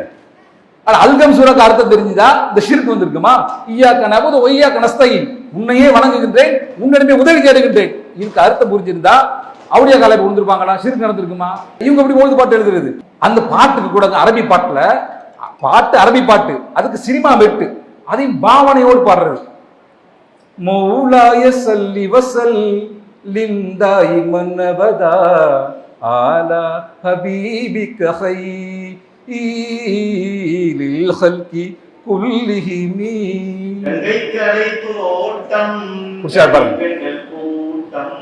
கன்னி பெண்கள் கூட்டம் இதை பாடுறது ஒரு இபாதத் என்று பாடுறாங்களா, மார்க்கம் என்று பாடுறார்களே, இதை கேட்க மாட்டோமா? கூட்டுதுவா பத்தி பேசினாங்க. அதான் ஏற்கனவே நான் சொன்னதுதான், மக்கள் மேலே பழி போடுறது. இந்த கூட்டுதுவா அதை பார்க்கிறோம். அல்லாஹ்வுடைய தூதர் அவர்கள் தான் இமாமா இருந்தாங்க. எது வரைக்கும்? மௌத்தா போற வரைக்கும் அவர் தான் பள்ளி இமாம். அவங்க தான் தொழ வைப்பாங்க. ஒரு கடமையான தொழுகையிலையாவது ரசூலுல்லாஹ் தொழுது முடிஞ்ச உடனே கூட்டுதுவா கேட்டு மக்கள் ஆமீன் சொல்லி ஒரு ஆதாரத்தை காட்ட முடியுமா? அப்ப ஆதாரம் இல்லாத எல்லாம் இவர்கள் மார்க்கம் என்று சொல்லுகிறார்களே, இது எப்படி மறுப்பீங்க? இதுக்கு மறுக்க என்ன வாய்ப்பு இருக்கு? கட்டேஸ்வரி உங்களால் மறுக்க முடியாது. ஏன்? சட்டியில இருந்தா 40 வரப்போகுது, அங்க ஒண்ணு இல்லை. அப்ப இப்படி அவர்கள் மக்கள் மேல வீண் பழி, மக்கள் அப்பாவி அவர்கள் வீண் பழி போட்டுட்டு இருக்கிறாங்க. இன்னும் பார்க்கிறோம், ஒரு மனிதனுடைய வாழ்க்கை பயணத்தில் முக்கிய மைல்கல்லாக இருப்பது திருமணம். இந்த திருமணம் பற்றி அல்லாஹ் சொல்லி காட்டுகின்றான். என்ன சொல்றான்? வாத்தும் நிசா சதுக்கோத்த ஹின்னனிகளா, நீங்கள் பெண்களுக்கு மனக்குடைகளை மனம் கொடுத்து விடுங்கள் என்று சொல்லி காட்டுகின்றான். ஆனா என்ன நடக்குது இஸ்லாமிய திருமணத்துல? பெண் வீட்டாட்ட வரட்சணை வாங்குவது என்ன, அவருடைய பெண் வீட்டு விருந்து என்ன, அவங்களை மொத்தமா சுரண்டி நடுத்தருக்கு வர வரைக்கும் அவங்க சுரண்டிட்டு இருக்கிறாங்க. இந்த திருமணத்தை நடத்தி வைப்பது யார்? ஆலிம்கள் எல்லாம் திருமணம் நடக்குதா? இந்த குர்ஆன் வசனம் நேற்று வந்ததா முந்தானத்து வந்ததா? இது ஆலிம்களுக்கு தெரியாதா? நடத்துறது மட்டும் இல்லைங்க, இதுல உட்காந்து சாட்சி கையெழுத்து போடுறாங்க. அதுல இன்னொரு முரணான விஷயம் பாருங்களேன், என்ன டெக்னிக்கை வர செய்யறாங்க பாருங்க. இந்த வரட்சணை போனா ஹராம், அதை அழகா ஒரு தட்டுல மஞ்சள் துண்டு போட்டு வாங்கி அழகுபடுத்தி அதை அப்படியே மாப்பிள்ளை விட்டாட்ட ஆலிம் தான் கொடுப்பாரு. இது ஹராமான பணம் உங்களுக்கு தெரியும். அதை ஃபாத்தியாவது கொடுத்தா ஹலால் ஆயிருமா? எப்படி பாருங்க, பிளாக் பண்ணி ஒயிட் பண்ணி ஆக்குறாரு. ஹராமான பணம் தெரியுது, தெரிஞ்சே கொடுக்குறாரு. இவர் ஃபாத்தியாவது ஹலால் ஆயிருமா? இப்படி எல்லாம் ஆளுங்க செய்யறாங்களே, சிந்திச்சு பார்க்க மாட்டீங்களா? மக்கள் சிந்திக்கிறாங்க, மக்களுக்கு தெரியும். பட்டிமன்றத்துக்கு மிகப்பெரிய நடுவர் மக்கள் தான், அவங்க பார்த்துட்டு இருக்கிறாங்க. அதுக்கப்புறம் பாத்தீங்கன்னா இதுல இதெல்லாம் இல்லாத சட்டத்துல விளையாடுறாங்க. மார்க்க சட்டம் அதான் முக்கியம். மார்க்கத்துக்கு எதுங்க முக்கியம்? சட்டம் தான் முக்கியம். அந்த சட்டத்துல எத்தனை விளையாட்டு தெரியுமா? மார்க்க சட்டம் என்ற பேர்ல எத்தனை கோமாளித்தனத்தை பத்தி பண்ணி வச்சிருக்காங்க. கேட்ட சிரிப்பீங்க. இந்த பல் துளக்கிற குச்சி இருக்குல்ல, அந்த குச்சை அகல வாக்கா தான் பல் துளக்கணுமா, நீல வாக்கில அல்லது படுக்கை மாதிரி அதை பல் துளைக்க கூடாமா. அப்படி துளக்குனா என்ன நடக்குமா தெரியுமா? கல் ஈரல் வீங்கிருமா. அது பரவாயில்ல, அந்த குச்சை நீங்க கெட்டியை பிடிச்சி பல் துளக்குனீங்கன்னா மூளை வியாதி வந்துடுமா. இதுக்கு மூளை வியாதிக்கு என்ன சம்பந்தம் தெரியல, என்ன அறிவியல் தெரியல. அது பரவாயில்ல, அந்த குச்சை நீங்க வாயிலே வச்சு சப்பிட்டே இருந்தீங்க, என்ன நடக்கும் தெரியுமா? கண் பார்வை போயிடுமா. பிரஷ் பண்ணும்போது வாயில குச்சி போதான செய்யும், வாயில குச்சி போய் சப்பிட்டு இருந்தா கண் பார்வை போயிடுமா. என்ன அறிவியல் பாருங்க. அது பரவாயில்ல, அந்த குச்சை கழுவாம வச்சுட்டா சைத்தான் பல் துளைக்கிடுவானா, அந்த குச்சி ஜானுக்கு மேல நீண்டுட்டா சைத்தான சவாரி செய்வானா. எழுதி வச்சிருக்காங்க சட்டங்க. கடைசியில் ஹைலைட் இருக்குது, என்ன தெரியுமா? அந்த குச்சை எல்லாம் யூஸ் பண்ணி முடிச்சுட்டு உபயோகித்து முடிச்சு விட்டு படுக்க வைக்க கூடாது, நட்டி வைக்கணுமா. அப்படி நீங்க அந்த குச்சை படுக்க வச்சுட்டீங்கன்னு வைங்களேன், பைத்தியம் முடிச்சிருமா. தாங்கல முடியல. இதை கேட்டா நமக்கு தான் பைத்தியம் முடிக்குது. இதெல்லாம் தருடர்களே சும்மா அடிச்சு விட்டு போல, பக்காவா பக்கத்தோட சொல்லுவோம். தூருல் முக்தார்ல பாகம் 1ல 124 பக்கத்துல இருக்கு, எடுத்து படிச்சு பார்க்க சொல்லுங்க. மது வசனத்துல இருக்கு. மது ஒரு முக்கியமான நூல், இது எழுதி வச்சிருக்காங்க. நம்ம தொழுகையை எப்படி முடிப்போம்? நூறுவர்களை சொல்லுங்க. தொழுகையை எப்படி முடிப்போம்? சலாஜம் முடிப்போம். ரசூலுல்லாஹ் சொல்றாங்க, தொழுகை துவக்கம் தஹ்ரீமா, அல்லாஹ் அக்பர் சொல்றது. தொழுகையின் முடிவு தஸ்லீம், அஸ்ஸலாமு அலைக்கும் வரஹ்மத்துல்லாஹ் சொல்றது. ஆனா இவங்க இந்த ரத்துல் முக்தாரை எழுதி வச்சிருக்காங்க, பாகம் 3 400 பக்கத்துல எழுதி வச்சிருக்காங்க. தொழுகை எப்படி முடிக்கணுமா தெரியுமா? நமக்கு என்ன தோணுதோ அதை வச்சு தொழுகை முடிச்சுக்கலாமா, அதுக்கு விளக்கம் எழுதியிருக்கான் பின்னாடி. அதான் அதுல ஹைலைட். சிரிக்கணுமா தொழுகை முடிக்கிறது. சலாம் சொல்லி முடிக்கிற சொல்லியிருக்காங்க. சிரிச்சு முடிக்கணும், அல்லது நீங்க உங்களுக்கு என்ன தேவை அதை செஞ்சுக்கலாம். காத்து வேண்டும் காத்து பிரிஞ்சு தொழுகையும் இருக்கலாம், இல்ல யாருக்காவது சலாம் சொல்லி தொழுகையும் இருக்கலாம், இல்ல தொழுகிட்டு அப்படி எந்திரிச்சு போயிடலாம். இப்படி நான் எழுதி வச்சிருக்காங்க. நான் பக்கத்தோட சொல்றேன். அப்ப இப்படி எல்லாம் மாலிமி சொல்றாங்கல்ல, நீங்க எப்படி மக்கள் பேச வந்திருக்கீங்க? எவ்வளவு தெளிவான ஆதாரம் இருக்கும். உள்ளங்கை நெல்லிக்கனின்னு தெளிவா விளங்குது. அல்லாஹ் திருமறை குர்ஆன் சொல்லி காட்டுகின்றான், நீங்கள் அறியாமல் இருந்தால் அறிந்தவரிடம் கேட்டு தெரிந்து கொள்ளுங்கள். அப்ப அறிந்தவர் யாரு? அவங்க தான். அப்ப கேட்கிற இடத்துல மக்கள் இருக்காங்க, சொல்ற இடத்துல அவர்கள் இருக்கிறார்கள். இது எவ்வளவு தெளிவா இருக்குது. இன்னும் சொல்ல போனா நடுவர் அவர்களே, இது மாதிரி வேலைகள் செய்யறாங்கல்ல, இந்த கட்டுக்கதையில பண்றாங்க. கட்டுக்கதை பத்தி பேசினாரு. கட்டுக்கதை நிறைய இருக்கு, அதெல்லாம் சொன்ன நேரம் பத்தாது. இந்த மாதிரி வேலைகள் செய்யறாங்கல்ல, இதுக்கு என்ன காரணம்? அதாவது சில சகாபிகள்ங்க மார்க்கத்தை சொல்வதற்கு பயந்தார்கள். ஏன் தெரியுமா? தப்புன்னு தவறுன்னு சொல்லி கூடாது, தப்பா சொல்லிடக்கூடாது என்று அல்லாஹ்வுடைய அச்சம். இவருக்கு எந்த அச்சம் கிடையாது, அதெல்லாம் இவங்களுக்கு தூசு. இதுக்கு காரணம் என்ன தெரியுமா பாசு? எல்லாம் காசு. அல்லாஹ்வே சொல்லி காட்டுறான் திருமறை குர்ஆன்ல, கண் கூட பாக்குறோம். எதுக்கு எடுத்தாலும் காசு. மௌலூதோ காசு, கத்தமாதவே காசு, கயிறு கட்டினா காசு, தகடு கட்டினா காசு, ஃபாத்தியாவோட காசு. ஏன் காசு நம்ம சும்மா செய்ய சொல்லுங்களேன், செய்ய சொல்லுங்களேன். செய்ய மாட்டாங்க. இவர்கள் காசுக்காக தான் செய்கிறார் என்பதை அல்லாஹ்வே திருமறை சொல்லி காட்டுறான். எப்படி சொல்றான் தெரியுமா? இவர்கள் தங்கள் கரங்களால் எழுதி கொண்டார்கள், அது கேடுதான். அதை எழுதி கொண்டு இது அல்லாஹ்விடமிருந்து வந்தது என்றும் சொல்கிறார்கள். மட்டுமல்லாமல் அந்த கரத்திற்கும் கேடு, இவர்கள் சம்பாதித்தார்களே அதற்கும் கேடு என்று சொல்லி காட்டுகின்றான். அவர்கள் சம்பாதித்தார்களே அதற்கும் கேடு என்றான். அப்ப சம்பாதிக்கிறாங்கிறது அல்லாஹ் சொல்லி காட்டுகிறான். அதுக்கு தான் இதெல்லாம் இவ்வளவு மார்க்கத்துக்கு புறான கட்டுக்கதைகளை, இது மாதிரி மௌலூதுகளை உண்டாக்குற காரணம் தெரியுமா? வருமானம். தங்களுடைய வருமானத்துக்காக செய்து கொள்கிறார் என்பதை அல்லாஹ் சொல்றது பார்க்கிறோம். ஆக இது போன்ற மார்க்கத்துக்கு முரணான காரியங்கள் நடைபெற பெரிதும் காரணம் ஆலிம்கள் தான் என்று எங்கள் அடியை நிறைவு செய்கிறோம். மார்க்க முரணான காரியங்கள் நடைபெறுவதற்கு பெரிதும் காரணம் ஆலிம்கள் தான் என்ற அணி இப்போ ஓங்கிருச்சு. முதல்ல அங்க முடிக்கும் போது அங்க ஓங்குது, எங்க முடிக்கிறாங்களோ அங்க ஓங்கிருது. அவரு நிலோஃபர் பாயும் நல்ல கருத்துக்களை முன்வைத்திருக்கிறார்.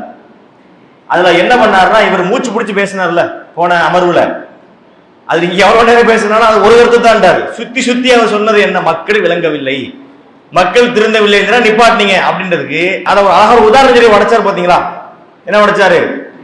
ஒரு ஆளு கத்திய வச்சு ஒருத்தனை குத்துறான், ஒருத்தன் செத்துறான். இப்ப இவங்க சொல்றது எப்படி இருக்குன்னா, குத்துறவனை விட்டு விடுங்கள், அவன் குத்தத்தான் செய்யுமா, செத்தவனை பார்த்து நீயே செத்தன்னு கேட்க முடியுமா? அது ஒரு கேள்வி, அது நியாயமா? அந்த மாதிரி ஆலிம்கள் மக்களை வழிகெடுக்கிறாங்கன்னா வழிகெடுக்கிறதை விட்டுருங்க, மக்களே வழிகெட்டாங்கன்னு கேட்கறது அந்த மாதிரி இருக்குது என்று அந்த உதாரணத்தை அவர் முடிச்சிட்டார். அதுக்கடுத்து நிறைய வாதங்களை முன்வைத்திருக்கிறார். ஆலிம்கள் தான் இந்த மார்க்க முரணான காரியங்களுக்கு பெரிதும் காரணமா இருக்கிறாங்க, ரொம்ப கங்கணம் கட்டி செயல்படுறாங்க என்பதற்கு நிறைய வாதங்களை முன்வைத்தார். மௌலூதை எல்லாம் சொன்னார். சீமா பாட்டு மெட்டு எல்லாம் படிக்கிறாங்க. அதுல நம்முடைய ஜமாத்திலேயே இருக்கக்கூடிய ஆலிம்கள் ஒரு காலத்திலே வேறு வேறு ஜமாத்துகளில் இருந்து மௌலூதுகள்லாம் ஓதி பிறகு நேர்வழி பெற்று நம்முடைய கொள்கைக்கு அவங்க வந்தவர்கள். அவங்க தங்களுடைய அனுபவங்களை நிறைய சொல்வார்கள். அதுல எந்த அளவுக்கு இந்த ஆலிம் சாக்குடைய சேட்டை இருக்கும் அப்படின்னா, ஆலிம்கள் மௌலூதருக்கு வீடுகளுக்கு போவாங்களாம். இப்படி போகக்கூடிய ஆலிம்கள்ல அன்றைய காலத்தில், இப்பெல்லாம் சீமா நடிகருங்கிற பேர்ல தோணாந்துருத்தி நிறைய வந்துருச்சுன்னு வைங்களேன், அதை விட்டுருவோம். அன்றைய காலங்களில் எம்ஜிஆர், சிவாஜி, ஜெமினி கணேசன் அப்படித்தானே இருப்பாங்க. அப்ப எம்ஜிஆர், சிவாஜி ரெண்டு பேரும் ஒரு பெரிய ஹீரோவாக பார்க்கப்பட்டவர்கள். அப்ப இந்த மௌலூது ஓதக்கூடிய ஆலிம்கள் ரெண்டு கூட்டம் இருக்கும். ஒரு கூட்டம் எப்படின்னா எம்ஜிஆர் ரசிகர்கள். அவன் என்ன பண்ணுவான் தெரியுங்களா? எம்ஜிஆர் பாட்டு டியூன்லயே மௌலூது படிக்கிறது. வாமரிலன் அந்த ஆயிதுஹு கது அதாஹுல்லாஹு பில் ஃபரஜி ஃபஸமன் கது குன்த பிகியதஹு வஸமாயி அர்ஃபஇத் தரஜி வஸமாயி அர்ஃபஇத் தரஜி பனி இல்லாத மார்கழியா. எம்ஜிஆர் பாட்டு அடிக்கிறது. உன்னை சிவாஜி ரசிகர்களுக்கு நீ எம்ஜிஆர் பாட்டா படிக்கிற அப்படின்னு சொல்லிட்டு இவங்க மௌலாய ஸல்லி வ ஸல்லிம் தாயிமன் அபதா அலா ஹபீபிக கைரில் கல்கி குல்லிஹிமி அமின் ததகுருஜி ராணிம் பிதி சலமி மசஜ்ததம் அன்ஜாரா மின் குல்லத்தின் பிதமி பிதமி பிதமி பிதமி. அத வரும் பாத்தீங்களா? என்ன என்ன என்னன்னு வரும். நான் என்ன சொல்லிவிட்டேன் நீ ஏன் மயங்குகிறாய் ஒரு சிவாஜி பாட்டு. இது போட்டிக்கு போட்டி. இந்த போட்டிக்கு போட்டி எப்படி போகுது? இவங்க ஓடுறது மௌலூது ஒரு தப்பு, அதை சினிமா பாட்டு மெட்ல படிக்கிறது இன்னொரு தப்பு. அது நீ ஒரு ஹீரோவா நான் ஒரு ஓ ஹீரோ பெருசா ஏ ஹீரோ பெருசா என்று அந்த இடத்துல சபையில கொண்டு படிக்கிறது அதோட பெரிய தப்பு. நம்ம என்னன்னு தெரியுதா? இப்படிப்பட்ட ஒரு வழிகேடு, மௌலிது என்பது வழிகேடுன்னு தெரியும்.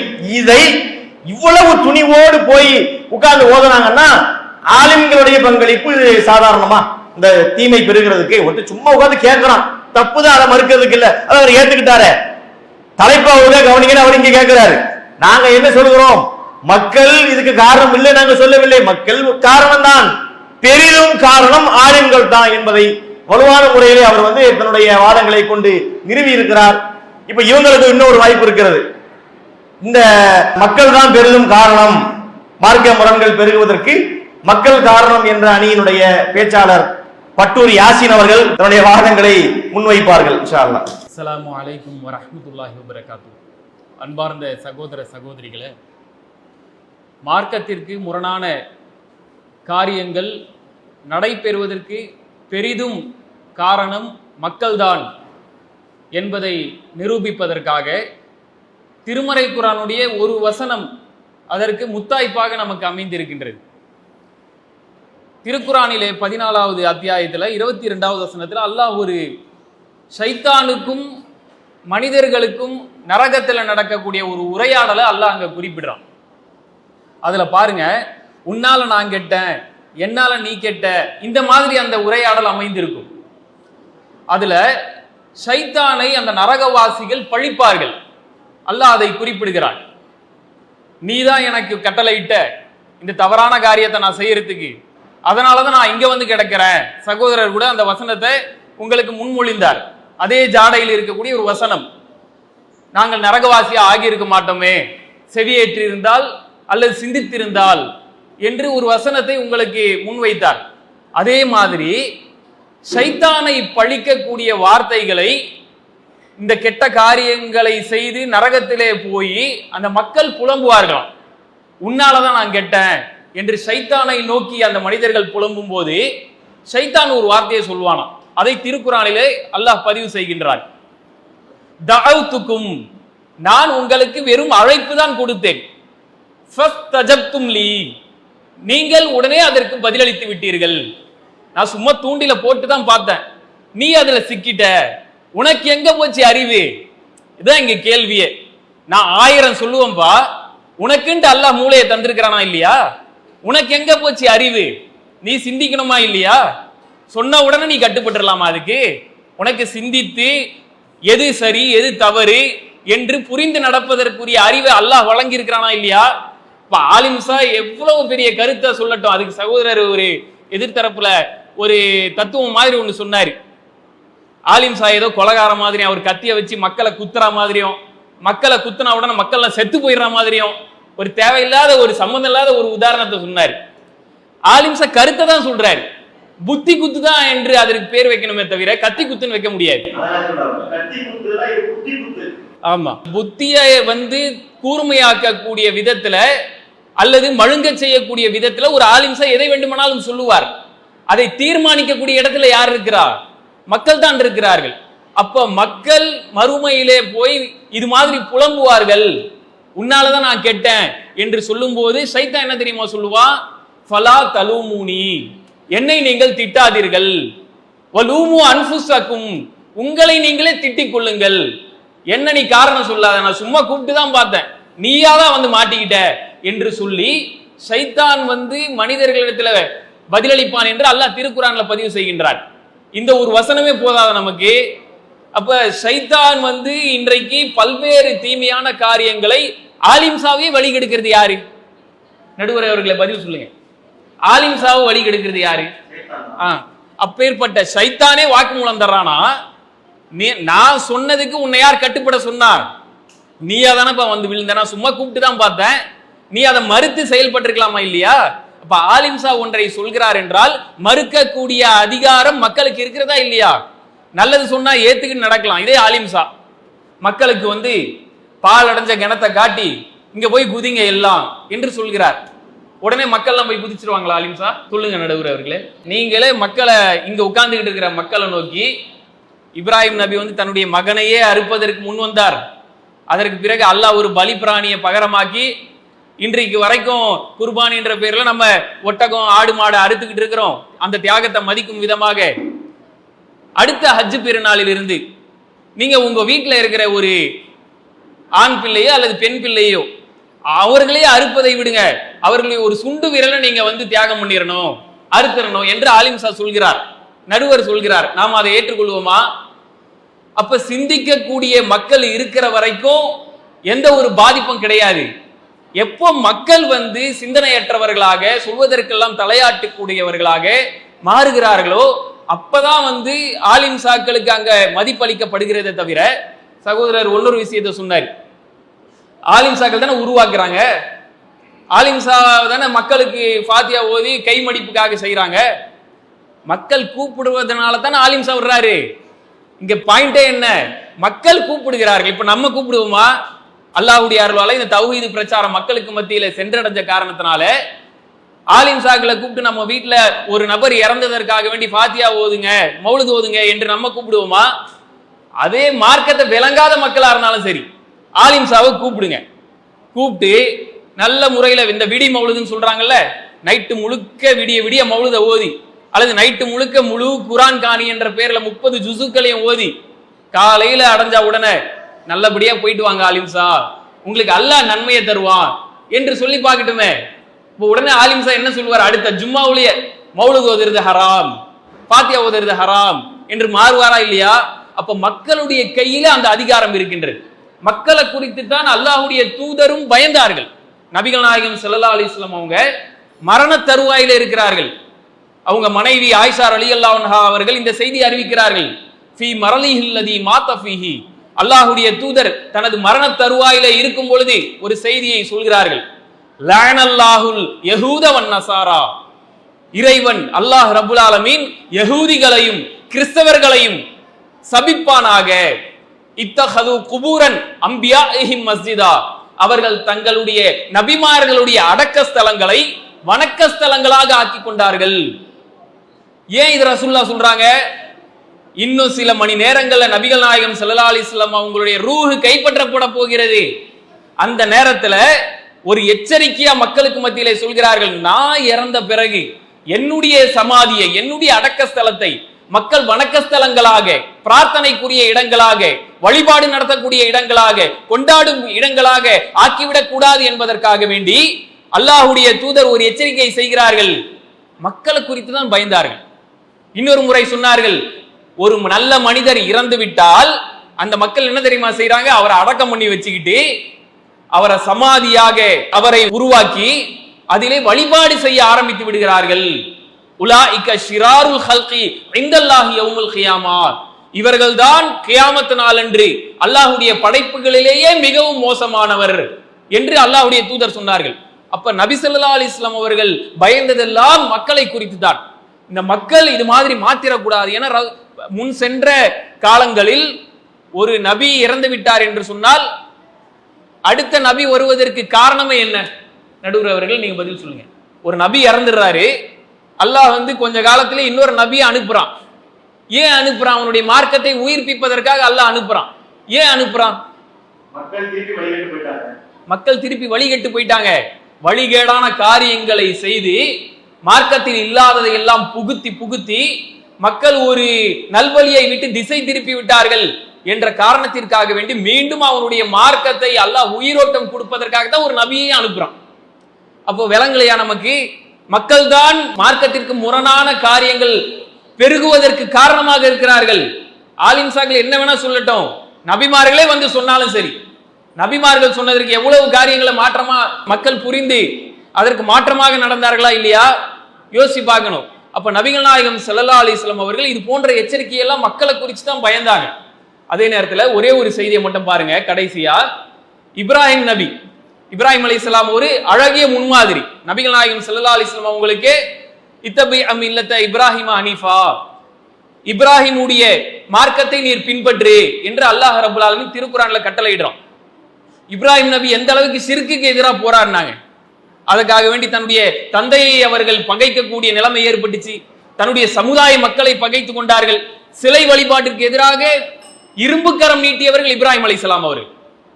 சிலைகளுக்கு எதுவும் கேட்காது, அது எதுவும் பார்க்காது, உங்களுக்கு நல்லதையும் செய்யாது கெட்டதையும் செய்ய. இன்றைக்கு எப்படி தர்கா வழிபாட்டிற்கு எதிராக நாம பிரச்சாரம் பண்றோமோ இதையெல்லாம் விட பல்லாயிரம் மடங்கு சிலை வழிபாட்டிற்கு எதிராக பிரச்சாரம் செய்தவர் இப்ராஹிம் அலைஹிஸ்ஸலாம் அவர்கள். பிரார்த்தனை வேற அல்லாஹ்விடத்தில் கேட்கிறார்கள். இத்தனைக்கும் எந்த ஒரு இணையையும் அல்லாஹ்விற்கு அவர்கள் கற்பித்தது கிடையாது தனது வாழ்க்கையில. அந்த அளவிற்கு இப்ராஹிம் அலைஹிஸ்ஸலாம் ஒரு பிரார்த்தனையை செய்யறாங்க. வஜ்னுபுனி வபனிய அன் நஅபுதல் அஸ்னாம், இறைவா என்னையும் என்னுடைய சந்ததிகளையும் சிலை வணக்க வழிபாடு செய்வதை விட்டு பாதுகாத்துரு. எப்பேற்பட்ட ஒரு இறை தூதர், சிலை வழிபாட்டுக்கு எதிராக குரல் கொடுத்தவர், எதிர்த்து பிரச்சாரம் செய்தவர், மக்களுக்கு அறிவுபூர்வமாக புரிய வைத்தவர். அப்பேற்பட்ட இப்ராஹிம் அலைஹிஸ்ஸலாம் அவர்கள் இந்த பிரார்த்தனை செய்கிறார்கள். காலம் செல்கிறது, இப்ராஹிம் அலைஹிஸ்ஸலாம் அவர்கள் எல்லாம் மரணித்து விடுகிறார்கள். பிறகு அல்லாஹ் பல தூதர்களை தேர்ந்தெடுத்து அனுப்புகின்றான். நபிகள் நாயகம் ஸல்லல்லாஹு அலைஹி வஸல்லம் அவர்கள் இறுதியாக தூதராக தேர்ந்தெடுக்கப்பட்டு அந்த மக்கா என்ற நகரத்திலே பிரச்சாரம் செய்கிறார்கள். ஹிஜ்ரத் செய்யக்கூடிய நிலைமை ரசூலுல்லாஹ்வுக்கு ஏற்படுது. பிறகு மதீனாவிற்கு சென்று அங்க மக்களை வென்றெடுத்து லா இலாஹ இல்லல்லாஹு வஹ்தா என்ற அந்த கோஷத்தோடு ரசூலுல்லாஹ் மக்காவிற்குள் நுழைகிறார்கள். உள்ள வந்து காபத்துல்லாஹ்வுடைய சாவியை திறந்து உள்ள போய் பார்த்தா எந்த இப்ராஹிம் நபி ஷிர்க்குக்கு எதிராக கண்டன குரல் எழுப்பினார்களோ அந்த இப்ராஹிம் அலைஹிஸ்ஸலாத்திற்கே ஒரு சிலையை வடிவமைத்து வைத்திருந்தார்கள். இதை செய்தது யாரு? மக்கள் தான் செய்தார்கள். அப்ப மக்கள் நினைத்தால் அந்த தூதர்கள் கொண்டு வந்த கொள்கையை மாற்ற முடியும். ஆலிம்சா கொண்டு வந்ததை மாற்ற முடியாதா? இன்றைக்கு ஆலிம்சா ஜும்மாவுல ஒரு சத்தியத்தை பேசிவிட்டார் என்றால் வரதட்சணை வாங்கக்கூடாது, இளைஞர்கள் வரதட்சணையை வாங்காமல் மகர் கொடுத்து தான் திருமணம் முடிக்கணும் என்று பேசிவிட்டார் என்றால் அசர்ல அவர் இருப்பாரா? யோசிச்சு பாருங்க. அப்ப ஆலிம்சா ஒரு பள்ளிவாசல்ல நீடிக்க வேண்டும் என்றால் கூட அந்த பள்ளிவாசல் நிர்வாகம் தான் அதற்கு தீர்மானிக்கக்கூடிய இடத்துல அந்த நிர்வாகம் தான் இருக்குது. மக்கள் தான் ஆலிம்சா ஒரு இடத்துல வேலை செய்யணுமா இல்லையான்றதை தீர்மானிக்கக்கூடியவர்களாக இருக்கிறார்கள். அப்ப முழுக்க முழுக்க பெரிதும் இந்த உலகத்துல மார்க்கத்திற்கு முரணான காரியங்கள் நடைபெறுவதற்கு மக்கள் தான் காரணமாக இருக்கிறார்கள். மக்கள் எப்போது விழித்துக் கொள்கிறார்களோ அப்போது இது போன்ற போலி ஆலிம்சாக்கள் எல்லாம் ஒதுங்கி திரிந்து விடுவார்கள். மக்கள் கையில தான் அது இருக்கின்றது என்று கூறி நிறைவு செய்கின்றேன். அல்ஹம்துலில்லாஹி ரப்பில் ஆலமீன். மார்க்கத்திற்கு முரணான காரியங்கள் நடைபெறுவதற்கு பெரிதும் காரணம் மக்கள் தான் என்ற தலைப்பிலே அந்த அணியை சார்ந்த பட்டூர் யாசின் அவர்கள் பட்டு பேசினார். எதிரணியினை பார்த்து நீ நடைய கட்டு என்பது போல அந்த பேச்சு இருந்தது. அதுல இந்த அணியில வச்ச ஒரு வாதத்தை அவர் அழகா உடைச்சார். நீங்க கவனிச்சிருப்பீங்க. அதாவது இவர் கத்தி குத்துனாரு பாருங்க, அவர் குத்தி குத்துன்னு ஒண்ணு புதுசா போட்டார் பாருங்க. அதாவது ஆலிம்கள் செய்யறது, இன்னைக்கு ஒரு உதாரணம் சொன்னார்ல, கத்தியில ஒருத்தன் குத்துறான், ஒருத்தன் சாகுறான். செத்தவனை பார்த்து நீயே செத்தன்னு கேட்க முடியுமா? குத்துறதுதானே குற்றம்னார்ல. இவர் அழகா கேட்டாரு. இந்த உதாரணம் இந்த பட்டிமன்றத்துக்கே பொருந்தாது. ஆலிம்சாக்கள் கத்திய வச்சா குத்துறாங்க, புத்திய வச்சு குத்துறாங்க. இப்படி பண்ணு, அப்படி பண்ணு, அதை பண்ணு, இதை பண்ணுன்னு சொன்னாங்கன்னா மக்கள் ஏன் சிந்திக்கவில்லை? மக்கள் சிந்தித்திருந்தால் அதை தவிர்த்திருக்கலாமா இல்லையா? எப்படி நீங்க ஆலிம்சாக்கள் மட்டுமே பழியை போடலாம், ஆலிம்சாக்கள் மேல மட்டுமே பழியை போடலாம் என்று தன்னுடைய வாதத்தை முன்வைத்தார். அதே போல பல நபிமார்களை இறைவன் அனுப்பக்கூடிய நேரத்திலே ஒரு விஷயத்தை நம்ம கவனிக்கிறோம். ஒரு இறை தூதர் வருகிறார், அவர் மார்க்கத்தை மக்களுக்கு சொல்லிவிட்டார். அவர் காலம் சென்று விடுவார், அந்த இறை தூதர் சென்று விடுவார். சென்ற உடனே அவர் கொடுத்த சத்தியம் இருக்கிறது. மக்கள் என்ன செய்திருக்கலாம்? அந்த சத்தியத்தை வைத்துக் கொண்டு வாழையடி வாழையாக அவர் சத்தியத்தை பின்பற்றுவார். அடுத்த தலைமுறை சொல்லி மார்க்கத்தை ஒரு ஒழுங்கா பின்பற்றி இருக்க முடியும். ஆனால் பின்பற்றினார்களா? சத்தியத்தை கொடுத்து நபிமார்கள் போன பிறகு அந்த சமுதாய மக்கள் அந்த சத்தியத்தை பற்றி பிடித்துக் கொண்டார்களா? இல்லை. நபி சென்ற உடனே மார்க்கத்தை இவர்கள் மாற்ற ஆரம்பிக்கிறார்கள். அல்லாஹ் என்ன செய்கின்றான்? இன்னொரு தூதரை அனுப்புகிறான். பனி இஸ்ராயேல் சமுதாயத்தை எடுத்துக்கங்க. பனி இஸ்ராயேல் சமுதாயத்துக்கு அல்ல யார் அனுப்புனா? முதல்ல மூசா நபி அனுப்புனான்ல, அவர் சத்தியத்தை தானே சொன்னாரு. பின்னாடி உள்ள மக்கள் மாத்துறாங்க. அப்புறம் அல்லாஹ் என்ன செய்யறான்? ஈசா நபி ஈசா நபி அனுப்பப்பட்ட சமுதாயம் பனி இஸ்ராயேல் சமுதாயம் தான். பாருங்கள், எதுக்கு 2 தூதர் 3 தூதர் தேவைப்படுறாங்க அப்படின்னு சொன்னா, முந்தைய நபிமார்கள் சொன்ன கருத்துக்களை சத்தியத்தை அவர்கள் பேணி பாதுகாப்பது கிடையாது. மக்கள்கிட்ட ஒரு பிரச்சனை இருக்கு, அந்த பிரச்சனை தான் இந்த வழிகேடுகளுக்கு காரணமா இருக்குன்னு சொல்லி அழகான வாதங்களை எல்லாத்தையுமே அவரு முன்வைத்திருக்கின்றார். இன்னும் நிறைய அவர் சூப்பரா சொல்லி இருக்கிறார். அவங்க வச்ச வாதங்கள் அனைத்தையுமே மறுத்து மக்கள் தான் இதுக்கு முக்கியமான காரணம், நீங்க ஆலிம்களை மட்டும் குறை சொல்லாதீங்க, மக்கள் நீங்க சிந்திக்கணும், அல்லாஹ் நமக்கும் அறிவை தந்திருக்கின்றான் என்று தன்னுடைய வாதத்தை நிறைவு பண்ணியிருக்கிறார். இந்த 4 பேர் நம்மளுக்கு ரொம்ப டயர்டாக்குறாங்க. அவங்க அணியினுடைய கருத்து பேசுற நடுவர் அவர்களே, நடுவர் அவர்கள் என்ன ஏன் கூப்பிடுறாங்கன்னு தெரிய மாட்டேங்குது. அவங்க கருத்தை என்ன செய்யலாம், அழகா பேசிட்டு போக, நம்மள என்ன செய்யறாங்கன்னா அடிக்கடி வம்புக்கு இழுக்கின்றார்கள். சரி, இப்ப இந்த 4 பேருமே பேசி முடிச்சாச்சு, ஆலிம்கள் தான் காரணம் இது மாதிரியான மார்க்க முரண்களுக்கு என்று சொல்லி 2 பேரும் பேசி முடிச்சுட்டாங்க. மக்கள் தான் காரணம் என்று 2 பேருக்கும் பேசி முடிச்சுட்டாங்க. இப்ப இந்த அணியில் நடக்கக்கூடிய தலைவர்களுடைய தொகுப்புரை மட்டும் இருக்கு. இன்னும் ஒரு இந்த அணியில 2 அணிகளையும் ஒவ்வொருத்தரும் தங்களுடைய வாதங்களை முடிச்சு வைக்க வேண்டி இருக்கு. இப்ப இவர் ஆரம்பிச்சார்ல, இப்ப இவர் ஆரம்பிக்க வச்சு பார்ப்போம் ஒரு சேஞ்சுக்காக வேண்டி. இப்ப முதலாவதாக நிறைவுரையில மார்க்கத்துக்கு முரணான காரியங்கள் நடப்பதற்கு பெரிதும் காரணம் மக்கள் தான் என்ற அணியினுடைய தலைவர் தங்கள் தரப்பு வாதத்தை முடித்து வைப்பார். அஸ்ஸலாமு அலைக்கும் வரஹ்மத்துல்லாஹி வபரகாத்துஹு. அன்பார்ந்த சகோதர சகோதரிகளே, தாய்மார்களே, அல்லாஹ்வுடைய மாபெரும் கிருபையினால் தொகுப்புரையாக எங்கள் தரப்பு வாதங்கள் என்னென்ன வைக்கப்பட்டது அதையெல்லாம் மீண்டும் உங்களுக்கு நாங்கள் நினைவூட்டி கொடுக்கிறோம். என்னதான் நீங்கள் ஆலிம்களை காரணம் சொன்னாலும் மக்கள்தான் மறுமை குறித்த சிந்தனை இல்லாமல் தப்பையும் தவறையும் செய்து கொண்டிருக்கிறார்கள் என்பதற்கான பல சான்றுகளை நாம் சொன்னோம். அதை மீண்டும் உங்களுக்கு நினைவுபடுத்த வேண்டும் என்றால், ஃபாத்திஹா போன்ற காரணத்துக்காக ஆலிம்களை மீண்டும் மீண்டும் அழைப்பது மக்கள்தான். மௌலிதை ஓதுவதற்கு அதிகமாக கூட்டம் கூட்டமாக செல்வது யாருன்னு பார்த்தீங்கன்னா அதுவும் மக்கள் தான். இறந்தவருக்கு ஹத்தம் யாசீன் ஓத வேண்டும் என்று அதற்கு தனியாக ஆலிம்களை அழைத்து ஓதுவதும் மக்களாகத்தான் இருக்கிறார்கள். ஒண்ணுமில்லை நடுவர் அவர்களே, இந்த மாதிரியான காரியத்திற்கு மட்டும் மக்கள் இல்லை, சத்திய கருத்துக்களை மக்களிடத்தில் எடுத்து உரைக்கும் பொழுது அதற்கு தடையாக நிற்பவர்களும் மக்கள் தான். இங்க சிந்திக்கல, அவன் சிந்தனை பண்ணல மக்கள் அப்படிங்கிறத மட்டும் இங்க வாதம் இல்லை. நல்ல கருத்துக்கள், குர்ஆன் ஹதீஸுகள் தமிழகத்திலே பல நல்ல ஆலிம்களால் சொல்லப்படுகிறது, அவர்களும் மறுக்க மாட்டார்கள். அந்த ஆலிம்களால் சொல்லப்படுகிற இதையெல்லாம் மார்க்க முரண், இதெல்லாம் நீங்கள் செய்யக்கூடாது என்று நல்ல ஆலிம்கள் பிரச்சாரம் செய்யறாங்கல்ல, அந்த பிரச்சாரத்தை தமிழகத்தில் தடுப்பது யாரு நீங்க பாருங்க. இறந்தவருக்கு அவருடைய குடும்பத்தார்கள் தொழுவிப்பது நபி மொழி, நபி வழி. இந்த நபி வழியை தமிழகம் எங்கும் தடுப்பது யார் களத்தில் நின்று யோசிங்க. தஞ்சாவூர் மாவட்டத்தை பத்தி நடுவர்கள்ட்ட கேட்டா தெரியும், எத்தனை ஜனாசா பிரச்சனைகளை அது சந்தித்திருக்கிறது. ஊர்க்காரர்கள் ஒன்று கூடுகிறார்கள், ஜமாத்தார்கள் ஒன்று கூடுகிறார்கள், ஆலிம் எங்கேயோ இருக்கிறாரு. இவர்கள் எல்லாம் ஒன்று சேர்ந்து கொண்டு நீ உன்னுடைய தாய்க்கோ தந்தைக்கோ பிள்ளைக்கோ தொழுகை நடத்தக்கூடாது, எங்கள் பள்ளி ஆலிம் சாத்தான் தொழுக வைப்பார் என்று சொல்லி கலாட்டாவிலே கூச்சலிலே தமிழகத்தில் ஈடுபடுவது யார்? மக்கள் தான் காரணம். அது மட்டுமா, மார்க்க விளக்க கூட்டங்களை ஆங்காங்கே நடத்தும் பொழுது சமுதாய ரீதியாகவும் மார்க்க ரீதியாகவும் மக்களை எச்சரிக்கை செய்வதற்காக அவ்வப்போது நாம் கூட்டத்தை நடத்தும் பொழுது சத்திய கூட்டத்திற்கு, ஏகத்துவ முழக்கத்திற்கு தமிழகத்திலே தடையாக இருப்பது யார்? கூட்டம் நடத்துவது கூடாது என்பதற்காக கம்ப்ளைண்ட் லெட்டர் எழுதியது யார்? சொல்லுங்க நடுவர்களே. காவல்துறையில கொண்டு கொடுத்தது யார்? சொல்லுங்க. மக்கள் தான் கம்ப்ளைண்ட் லெட்டரை எழுதுறா, காவல்துறையில கொடுக்கறாங்க, காவல்துறையை அழைச்சிட்டு வராங்க, சபையில கலாட்டா பண்றாங்க, மேடையில ஏறி நிற்கிறார்கள். எத்தனை பிரச்சனைகளை நம்முடைய ஜமாத்து கூட சந்திச்சிருக்கு, சிந்திச்சு பாருங்க. இதுல ஆலிம்களுடைய உழைப்பு அதிகமா, மக்களுடைய உழைப்பு அதிகமா? 50 ஆலிம் வந்து தடுத்துக்கிட்டு இருக்கிறாங்க, 100-200 மக்கள். பின்புலத்துல ஆலிம் ஒருத்தர் இருக்கலாம், பெரிதும் யார் காரணம்? அவர் சொல்லிட்டு வீட்டுல உட்கார்ந்துக்குவாரு. களத்துல நின்று இதை தமிழகத்திலே தடுப்பது யாருன்னு பாத்தீங்கன்னா முழுக்க முழுக்க மக்கள் தான் இருக்கிறார்கள். சிந்திக்கிறது மட்டும் இங்க குற்றச்சாட்டு இல்ல. சத்திய கருத்துக்கள் என்றைக்கு தடுக்கப்படுகிறதோ அந்த சமுதாயம் வீணா போய்விடும். புகாரில் வர்ற செய்தி, அல்லாஹ் மார்க்க கல்வியை கைப்பற்ற வேண்டும் என்றால் ஆலிம்களை அல்லாஹ் கைப்பற்றுவான்.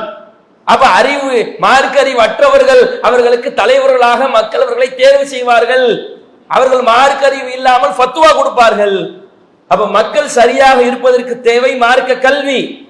மார்க்க கல்வியை பிரச்சாரம் செய்வதற்கு தேவை மார்க்க பிரச்சாரம்.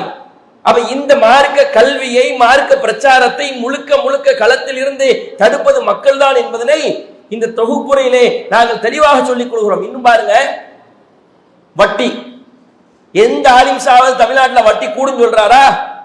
வட்டி கூட்டு வருமானம் பாருன்னு சொல்றாரா? வட்டி வாங்குன்னு சொல்றாரா? எப்படி சமுதாயத்தில் வட்டி வந்துச்சு? வட்டி ஹராம்னு இஸ்லாமிய சமுதாய மக்களுக்கு தெரியல. ஒரு வீடை எடுத்துக்கிட்டா டிவி இஎம்ஐல இருக்கு, போன் இஎம்ஐல இருக்கு, வீட்டில் உள்ள எல்லா எலக்ட்ரானிக் பொருளும் இஎம்ஐல இருக்கு. ஆலிம்சாவா ஜும்மா மேடையில டிவி வாங்க சொன்னாரு? ஆலிம்சாவா இமெயில வாங்க சொன்னாரு? சிந்தித்து பாருங்கள். ஒண்ணு இல்ல, மது பழக்கம், இன்றைக்கு போதை பழக்கம் இஸ்லாமிய இளைஞர்கள்ட்ட அதிகரிச்சுட்டு வர்றது யார் காரணம்? இதுக்கும் ஆலிம்களை சொல்லாதீங்க. ஆலிமா மேடையில இருந்து சாராயம் குடின்னு சொல்றாங்க, புகைப்பிடின்னு சொல்றாங்க, கஞ்சா வச்சுக்கன்னு சொல்றாங்க, கஞ்சா வியாபாரமா சொல்றாங்க. இல்லையே, எல்லா ஆலிம்களும் அதை எதிர்த்து தான் பேசுகிறார்கள். அப்ப மக்கள் தான் விழிப்புணர்வு இல்லாமல் இந்த போதை பழக்கத்திலே குர்ஆன் ஹதீஸையும் தூக்கி எறிந்து விட்டு செய்கிறார்கள் என்றால் முழுக்க முழுக்க மக்களுடைய அலட்சியம் தான் இதற்கு காரணம் என்பதை நீங்கள் பார்க்க வேண்டும். எல்லா ஆலிமும் தொழுகைக்கு கூப்பிடுறாங்களே, எங்க வந்தாங்க மக்கள்? ஜும்மாவுக்கு வர்ற மக்கள் ஏன் சுபுவுக்கு வரவில்லை? என்ன ஆலிம குறை சொல்றிய? தொழுகைக்கு வா வா என்று வீதி வீதியாக தமிழகத்திலே கத்துபவர்கள் நல்ல ஆலிம்கள், வர மறுப்பவர்கள் தான் மக்கள் என்பதை நீங்கள் புரிந்து கொள்ள வேண்டும். சினிமா கூத்தாடிக்கு பின்னால் சென்றால் என்ன ஆலிம் என்ன அஜித்துக்கு பின்னாடி போ, விஜய்க்கு பின்னாடி போன்னு சொல்றாங்களா? சினிமா கூத்தாடிக்கு பின்னால் இந்த சமுதாயம் திரிகிறது. காதல் என்ற பெயரால் திருமறை குர்ஆனும் ஹதீஸும் சொன்ன எத்தனை வசனங்களை தூக்கி எறிந்து விட்டு இளம் சமுதாய மக்கள் நமது மதத்தை தாண்டி பிற மத மக்களை திருமணம் செய்வதற்காக ஓடுகிறார்கள் என்றால் அதற்கு காரணம் ஆலிம்களா? சமுதாய சிந்திப்பு இல்ல, இறை அச்சம் இல்ல, இதனுடைய எச்சரிக்கையை அவர்கள் உள்ளத்தில் தாங்காதனுடைய விளைவுதான் இது. இன்னும் இறுதியாக சொல்வதாக இருந்தால், தமிழகத்திலே சஹர்பாங்கை கொண்டு வந்தது ஆலிம்கள். நெஞ்சின் மீது தக்பீரை கட்ட வேண்டும் என்று உரைத்து சொன்னவர்கள் ஆலிம்கள். தொழுகையில் சல்லு கமா ராய்த்துமுனி உஸல்லி, என்னை எவ்வாறு தொழக்கண்டீர்களோ அவ்வாறே தொழுது கொள்ளுங்கள் என்ற நபிமொழிக்கு ஏற்ப தொழுகையிலே விரலை அசைக்க வேண்டும் என்று சொன்னது ஆலிம்கள். குறைந்த செலவில் நடத்தப்படுகிற திருமணத்தில் அல்லாஹ்வுடைய பரக்கத் இருக்கிறது என்பதை தமிழகத்திலே போதித்தவர்கள் ஆலிம்கள். 20 ரக்காயத் 20 தொழுகை தொழுதவர்களை அப்படி தொழக்கூடாது, அது பிதஅத்தானது, 8 ரக்காயத்துக்குத்தான் ஆதாரம் இருக்கிறது என்று சொன்னவர்கள் ஆலிம்கள். தமிழகத்தில் தர்கா வழிபாடுகள், காதியானிகளுடைய விஷயங்கள், சலப்பு போன்ற கொள்கை மாற்ற விஷயங்கள் நடக்கும் பொழுது விவாதத்திலே அமர்ந்து அந்த விவாதத்திலே அவர்களுக்கு ஒவ்வொருவருக்கும் ஒரு ஆலிம் ஒரு காரணத்திலே ஆலிம் வழிகேடான கருத்தை சொன்னாலும் அதற்கு பதில் சொல்லியவர்கள் தமிழகத்தில் ஆலிமுதான் விவாதத்தை சந்தித்தார்கள் என்பதையும் நம்மால் பார்க்க முடிகிறது. மதுஹப் சட்டங்களை ஒவ்வொன்றாக மக்களுக்கு மொழிபெயர்த்து கொடுத்தது யார்? பாமர் மக்கள் போய் மொழிபெயர்த்துக்கிட்டாங்களா? நல்ல ஆலிம்கள் மொழிபெயர்த்துத்தான் இது பிழை, இது குர்ஆனுக்கு மாற்றம், இது ஹதீஸுக்கு மாற்றம் என்று சொன்னார்கள். இப்படி ஏகபோக காரியங்களை எங்களால் அடுக்கிக் கொண்டே செல்ல முடியும். இறுதியாக மக்கள் தீர்ப்போ நடுவர் தீர்ப்போ, இறை தூதரின் ஒரு தீர்ப்பை சொல்கிறேன். தமிழக மக்களிடத்தில் தர்கா ஏன் என்று கேட்டால், ஃபாத்திகா ஏன் என்று கேட்டால், திருமணத்தை ஏன் இப்படி செய்யறீர்கள் என்று கேட்டால் அவர்கள் சொல்லுகிற ஒற்றை வரி பதில் என்ன தெரியுமா? எங்கள் முன்னோர்கள் இப்படித்தான் செஞ்சாங்க, எங்க குடும்பத்தார்கள் இப்படித்தான் செஞ்சாங்க.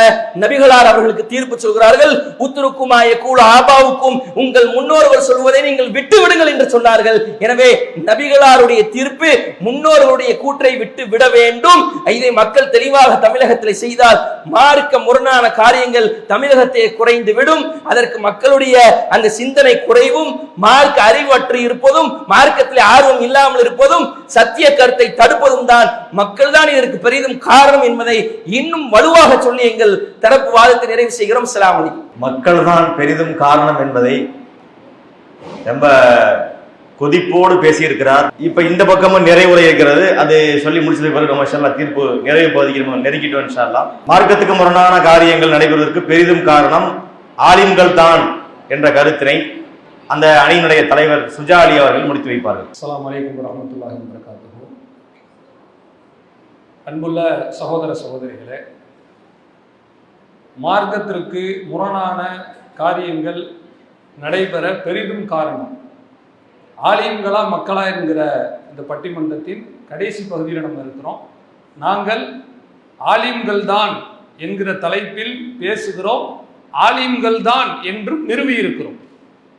இதுல எதிரணியை சார்ந்த தலைவர் கேட்டாங்க, எங்க குறிப்பை எட்டி பார்க்குறாங்க அப்படின்னு. குறிப்பை எட்டிலாம் பார்க்க வேணாம், அவரே காட்டுறாரு. அவர் சொல்ற செய்திகளை பாருங்களேன், எங்க செய்தி அவர் சொல்லிட்டு இருக்காருங்க. ஆமா, அதாவது எங்க சார்பா அவர் அங்க உட்கார வச்சுட்டு இருக்கோம், புரியுதுங்களா? அதாவது என்னன்னு கேட்டா அவங்க சொல்றாங்க, ஒரு நபியை அவங்க முகத்துல ரத்தம் சொட்ட சொட்ட அடிச்சாங்க. அடிக்கும்போது அந்த நபி முகத்துல இருக்க ரத்தத்தை தொடச்சிட்டு சொன்னாரா, யா அல்லாஹ் என் சமுதாயத்தை மன்னித்து விடு, லா யஅலமூன், அவர்கள் அறியாமல் இருக்கிறார்கள். அப்போ அந்த நபியே ஒப்புக்கொள்கிறார், நபியினுடைய கூற்றை சொல்கிறது, மக்கள் அறியாமையில் தான் இருப்பார்கள். அந்த நபி விட்டாங்களா? அறியாம இருக்காங்க விட்டுட்டு போனாங்களா? தொடர்ச்சியா சொன்னாங்களா இல்லையா? இன்றைக்குள்ள ஆலிம்கள் அப்படி சொல்லுகிறார்களா? யோசிச்சு பாருங்க. இன்னைக்கு சொன்னாங்களா அவங்க, தஞ்சாவூர்ல பிரச்சனை நடக்குது, திருவாரூர்ல நடக்குது என்றெல்லாம் சொன்னார்களே, அங்கு மக்கள் நம்முடைய பிரச்சாரத்தை தடுப்பதற்கு மும்முரமாக நிற்கிறார்கள். அப்படி நிற்கிறார்கள் என்று சொன்னால் அவர்களை பின்னால் இருந்து இயக்குவது யார்? ஆலிம்கள் தான். ஒரு ஜனாசால சண்டை நடக்குதுங்க, உன்னுடைய தகப்பனுக்கு நீ தொலை வைக்க கூடாது, இது எங்க சட்டம் அப்படின்னு சொல்றாங்களே, இருக்கக்கூடிய ஆலிமுக்கு தெரியாதா? ஒரு தகப்பனுக்கு பிள்ளை தொலை வைப்பது சிறந்தது, மார்க்கத்தில் அது மிகவும் நமக்கு நன்மையாக சொல்லப்பட்டிருக்கிறது. அல்லாஹ்வுடைய தூதர் சொல்வது போல, இதா ஸல்லைத்தும் அலல் மய்யித், ஒரு மையத்துக்கு நீங்க தொலை வச்சா ஃபஅக்லிஸு லஹு துஆ, துஆவை இக்லாஸோடு செய்யுங்கன்னு சொல்றாங்களே, புள்ளையை விட வேற யாராவது இக்லாஸா செய்ய முடியுமா நான் கேட்கிறேன். அதை செய்ய விட வேண்டான்னு தடுப்பவர் யார்? அலிம் தானே. அவர் இயக்குறனால தானங்க இங்க மக்கள் இயங்கி வர்றாங்க. அப்ப நீங்க என்ன கேக்குறீங்கன்னா, அதாவது அம்பு இருக்கு இல்லையா, அம்பை விட்டுட்டு வில்ல மட்டும் கோவிக்கிறாங்க, அம்பை ஈயக்கூடியவனை விட்டுட்டு போகக்கூடிய அம்பை மட்டும் கேட்கிறாங்க. ஏன் இந்த அம்பு போகுது, விடுறாரு பின்னாடி இருக்கிறாரு, அவரை நீங்க திட்டம் போட்டு மறைக்கிறீர்கள் என்று குற்றம் சாட்டுகிறேன். அது மட்டும் இல்லாம நீங்க பாருங்க, இன்றைக்கு எப்படியெல்லாம் ஆலிம்கள் மக்களை தீமையான காரியங்களின் பக்கம் அவர்களை அப்படியே தொடர்ச்சியாக நடைபெறுவதில் தள்ளுவதற்கு எப்படி மும்முரமா செயல்படுறாங்க நீங்க பாருங்க. அதாவது தமிழ்ல ஒரு பழமொழி சொல்லுவோம் இல்லையா, ஆட்டை கடிச்சு மாட்டை கடிச்சு கடைசியில மனுஷனை கடிச்சான்னு சொன்ன மாதிரி, எதிரணி சொல்லக்கூடிய ஆதாரங்கள்ல எப்படி இருக்குன்னு கேட்டா, ஆலிம்களுக்கு அவ்வளவு தூரம் வக்காலத்து வாங்குறாங்களே, நீங்க நல்லா பாருங்க, அந்த ஆலிம்சா இந்த ஆலிம்சா, அந்த ஜமாத்து இந்த ஜமாத்துன்னு கடிச்சு கடைசியில சுன்னத்துல் ஜமாத்துல சார்ந்த சில ஆலிம்கள் அவர்களுடைய ஆலிம்களை எதிர்க்கிறார்கள். சில மாசத்துக்கு முன்னாடி திருச்சியில ஒரு மாநாடு நடந்தது. அந்த மாநாட்டுல அந்த ஜமாத்தை சார்ந்த உலமாக்களை சொல்கிறார்கள், நாம தர்காவுக்கு போவது தவறு, இறந்தவர்களிடம் கேட்கக்கூடாது, தவறு என்று சொல்கிறார்கள். இப்படி கேட்கக்கூடாதுன்னு சொன்ன தப்பா சரியாங்க? நீங்க சொல்லுங்க, சரிதானே? இதை எதிர்க்கிற யார் தெரியுமா? மக்கள் எதிர்க்கல, மேடையில் இருக்கக்கூடிய ஆலிம்கள் அவர்கள் மீது நடவடிக்கை எடுக்கிறார்கள். அது எப்படி எங்களுடைய கொள்கைக்கு மாத்தமா பேசலாம்? இறந்தவங்க காது கேட்கும், நீ யாரு கேட்காதுன்னு சொல்றதுக்கு இது ஆலிம்களுடைய பிழை இல்லையா? அப்ப என்ன நினைத்து கொண்டிருக்கிறார்கள் என்று நான் கேட்கிறேன். ஆலிம்கள் பிரச்சனை இல்ல, மக்களுக்கு தான் பெரிய பிரச்சனை இருக்குன்னு சொன்னா, அப்ப இத அந்த பேசிய சத்தியத்தை பேசிய ஆலிம்களை மறுத்தவர்கள் யார்? ஆலிம்கள் இல்லையா? இன்றைக்கு மௌலிதை உண்டாக்கியவர்கள் யார்? மக்களா உண்டாக்குனாங்க நடுவரவர்களே. மக்களுக்கு அரபி கோர்வையா கொண்டு வர தெரியுமா? முடியுமா? குர்ஆன் ஓதுனாலே பெரிய விஷயம் தான். அப்ப உருவாக்குனது யாருங்க? ஆலிம்கள். ஃபாத்திஹா அரபியிலே ஓதுறாரு அஜர்த்து, என்னன்னே புரியாத மாதிரி, அதை மக்களுக்கு கொஞ்சமாவது உருவாக்க முடியுமா நடுவரவர்களே? இல்லை, முழுக்க முழுக்க ஆலிம்கள் தான். ராத்தீபை உண்டாக்கியது யார்? கூட்டுதுவாவை உண்டாக்கியது யார்? மதுகபுலங்க. அவர் சொன்னாரு, எதிரணி தலைவர் குடிக்கிறான், கூத்தடிக்கிறான், அஜர்தா மேடையில ஏறி பேசுறாருன்னு கேட்கிறாரு, பேச மாட்டாங்க. ஏன் தெரியுமா? மதுகபுல இருக்கிறது. சிறிதளவு கஞ்சா சாப்பிட்டு கொள்ளலாம், எஜிபு கத்துமுகோ அலல் அவ்வாம், அத பொதுமக்களுக்கு நீங்க காட்டக்கூடாது, தடுக்கணும். இதை உண்டாக்குனது யார் நடுவரவர்களே? யோசிச்சு பாருங்க. அப்ப சாப்பிட்டுக்கலாம், நீ வெளியே சொல்லாத, தப்பா போயிடும்.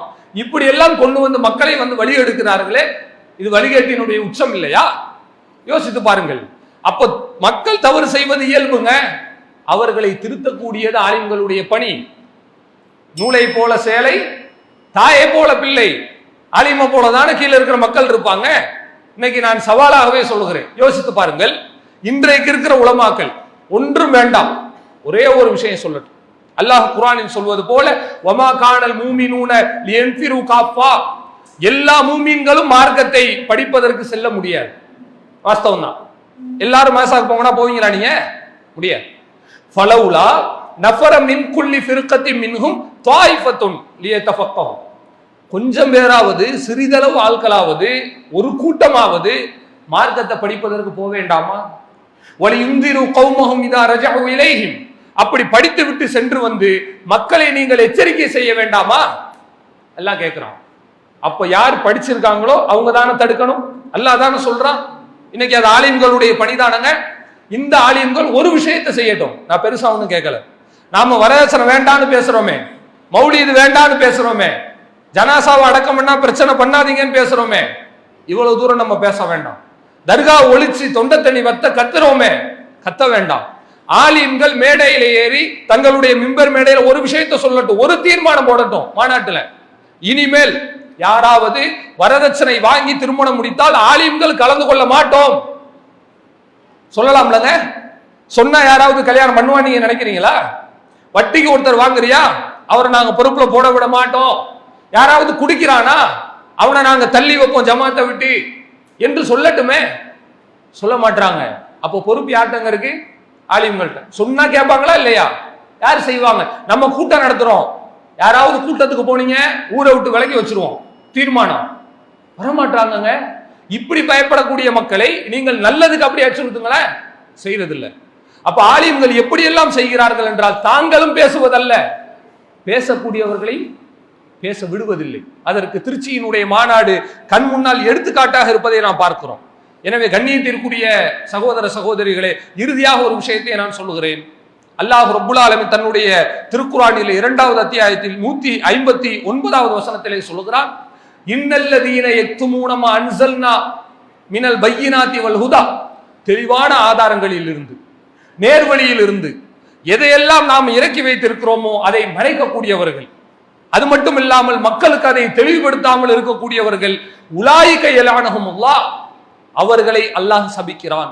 வ யலஅஹுமுல் லாயினூன், சபிக்க கூடியவர்களும் சபிக்கிறார்கள் அல்லாஹ் சொல்லுகிறான்.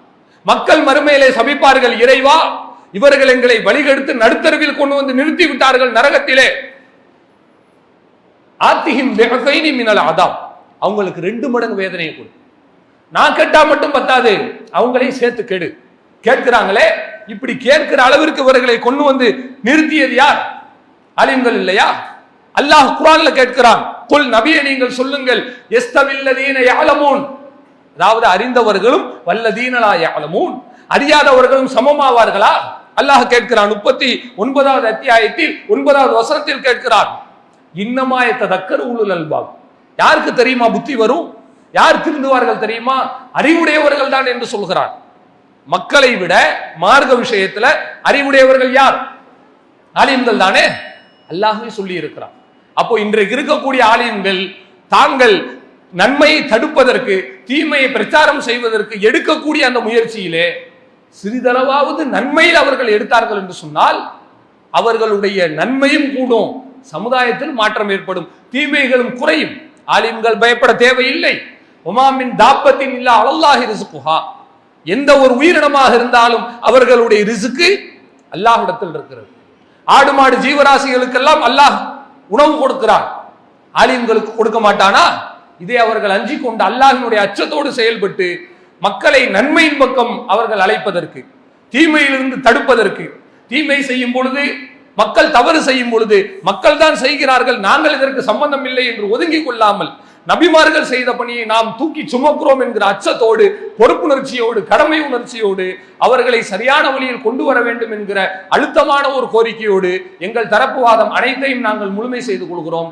வாஹிர் தஅவானா அல்ஹம்துலில்லாஹி ரப்பில் ஆலமீன். அஸ்ஸலாமு அலைக்கும் வரஹ்மத்துல்லாஹி வபரகாத்துஹு. ரெண்டு அணி தன்னுடைய வேலையை முடித்து விட்டார்கள். இப்போ அவங்களுக்கு எந்த பிரச்சனையும் கிடையாது, ஹாயா இருப்பாங்க. இப்போ நமக்கு சிக்கல் இருக்கு. என்ன சிக்கல் இருக்கு? தீர்ப்பை சொல்லையா முதல்ல அப்படின்னு ஒரு கூட்டம் உட்கார்ந்துருக்கு, மாறி மாறி பேச வச்சுக்கிட்டு இருக்காரு. இப்போ நம்ம நிறைவு பகுதிக்கு வர வேண்டியிருக்கு. மார்க்கத்திற்கு முரணான காரியங்கள் நடைபெறதுக்கு 2 தரப்புமே காரணமாக தான் இருக்கிறாங்க. ஆலிம்கள் என்பவர்கள் மார்க்கத்தை படித்தவர்கள், அவர்கள் இஸ்லாத்துடைய அடிப்படைகளை புரிவதற்கான வாய்ப்புகள் அதிகம் இருக்கிறது. குர்ஆனை அணுகிறாங்க, அரபி இலக்கணங்கள் படிக்கிறாங்க, குர்ஆன் வசனங்களை மொழிபெயர்க்கிறாங்க, நபிமொழிகளை அவங்க அணுகுறாங்க. அப்ப அவர்கள் வந்து கூடுதலாக மக்களுக்கு மார்க்கத்தை சொல்லணும் இல்லையா? ஆனா அந்த ஆலிம்களே பல பேர் தீமைகளை ஊக்குவிப்பது வருத்தப்படக்கூடிய ஒரு விஷயமாக இருக்கிறது. அவங்க என்ன பார்க்கறாங்கன்னா, இந்த மார்க்க விஷயங்களை மாற்றி சொல்வதனால நமக்கு ஒரு வருமானம் கிடைக்குதுன்னு நினைக்கிறாங்க. நிறைய தீமைகள் இப்ப மௌலுது எல்லாம் சொல்லி காமிச்சாங்க இல்லையா? இதெல்லாம் ஏன் சொல்றாங்க? ஆலிம்களுக்கு என்ன மௌலுத ஓத வேண்டிய கட்டாயம் என்ன இருக்கு? ஏன் மௌலுதை வந்து ஆலிம்கள் தூக்கி பிடிக்கிறாங்கன்னா அதுக்கு ஒரு காரணம் இருக்கு. என்ன காரணம்? பைசா தான் காரணம். துட்டுக்காக என்ன செய்யறாங்க? மெட்டெடுத்து படிக்கின்றார்கள். இதுக்கு என்ன ஆதாரம்? ரொம்ப பெரிய ஆய்வுலாம் செய்ய வேண்டாம். இதுக்கு நிறைய நம்ம சொல்ல முடியும். நாமே இதுக்கு ஒரு ஆதாரம் தான். நாமே சிறு பிள்ளைகள மௌலுதெல்லாம் ஓதியிருக்கோம், ஓத போயிருக்கிறோம். அதுல நாங்க படிச்ச ஒரு பாட்டு நினைவுக்கு வருது. இப்ப மௌலுதெல்லாம் படிக்கும் போது அரபு பாடல்கள் நிறைய, சல்லு பினா பிகுத்தி மாமி, யானபி சலாம் அலைக்கும், இன்ன பைத்தன் அந்த சாக்கினோ, ஓலாய சல்லி வசல்னு அரபியிலே போகும். அரபிலாம் அப்ப நமக்கு தெரியாது. இடைப்பட்ட அந்த ஒரு மௌலுது ஓதிட்டு இன்னொரு மௌலுது ஓதுறதுக்கு இடையில தமிழ்லயே சில பாடல்களை படிப்பார்கள். அதற்கு சலவாத்து பாடல் என்று பெயர். அதுல உள்ள ஒரு பாட்டு இந்த மௌலுதை ஏன் உண்டாக்குனாங்கன்றது நமக்கு சொல்லுது. அது என் நினைவுல இருக்கு, நான் உங்களுக்கு சொல்றேனே. இந்த புத்தகம் என் கையில வச்சிருக்கிறேன் நான், அப்ப உள்ள புத்தகத்தை. அதுல என்ன வருது? தமிழ்ல தான் வருது. கண்டமா மௌலுதோதும் லப்பைக்கு கற்கண்டும் மிளகுடனே காப்பியும் சொந்தமாக தயார் செய்தூட்டிடும் பெண்டீர்கள் யாவருக்கும் அந்தமான அல்கவுனு பைத்தினை ஓதுவோமே சந்தமான திரேகரே ஸல்லல்லாஹு அலைஹி வஸல்லமே என்று படிக்கிறார்கள். இது கொஞ்சம் பழைய தமிழ், சிலருக்கு புரியாம கூட நான் டிரான்ஸ்லேட் பண்றேனே இப்போ உள்ள தமிழுக்கு. கந்தமா மௌலுது ஓதும் லப்பைக்கு, மௌலுது லப்பைன்னா அஜரத்து. இந்த மௌலுதை ஓதக்கூடிய அஜரத்துக்கு காப்பி, காப்பினா புரியுதுல, டீ காஃபி, அது சாதா காபியா? இல்லை, கற்கண்டு மிளகுப்புடன். இந்த அஜரத்துமார்களுக்கு வாய்க்கு வக்கனையா தான் இறக்கும். சாதாரண காபிகளை அவர்கள் சுவைப்பதில்லை. அந்த மாதிரி குவாலிட்டியா இருக்கணும்.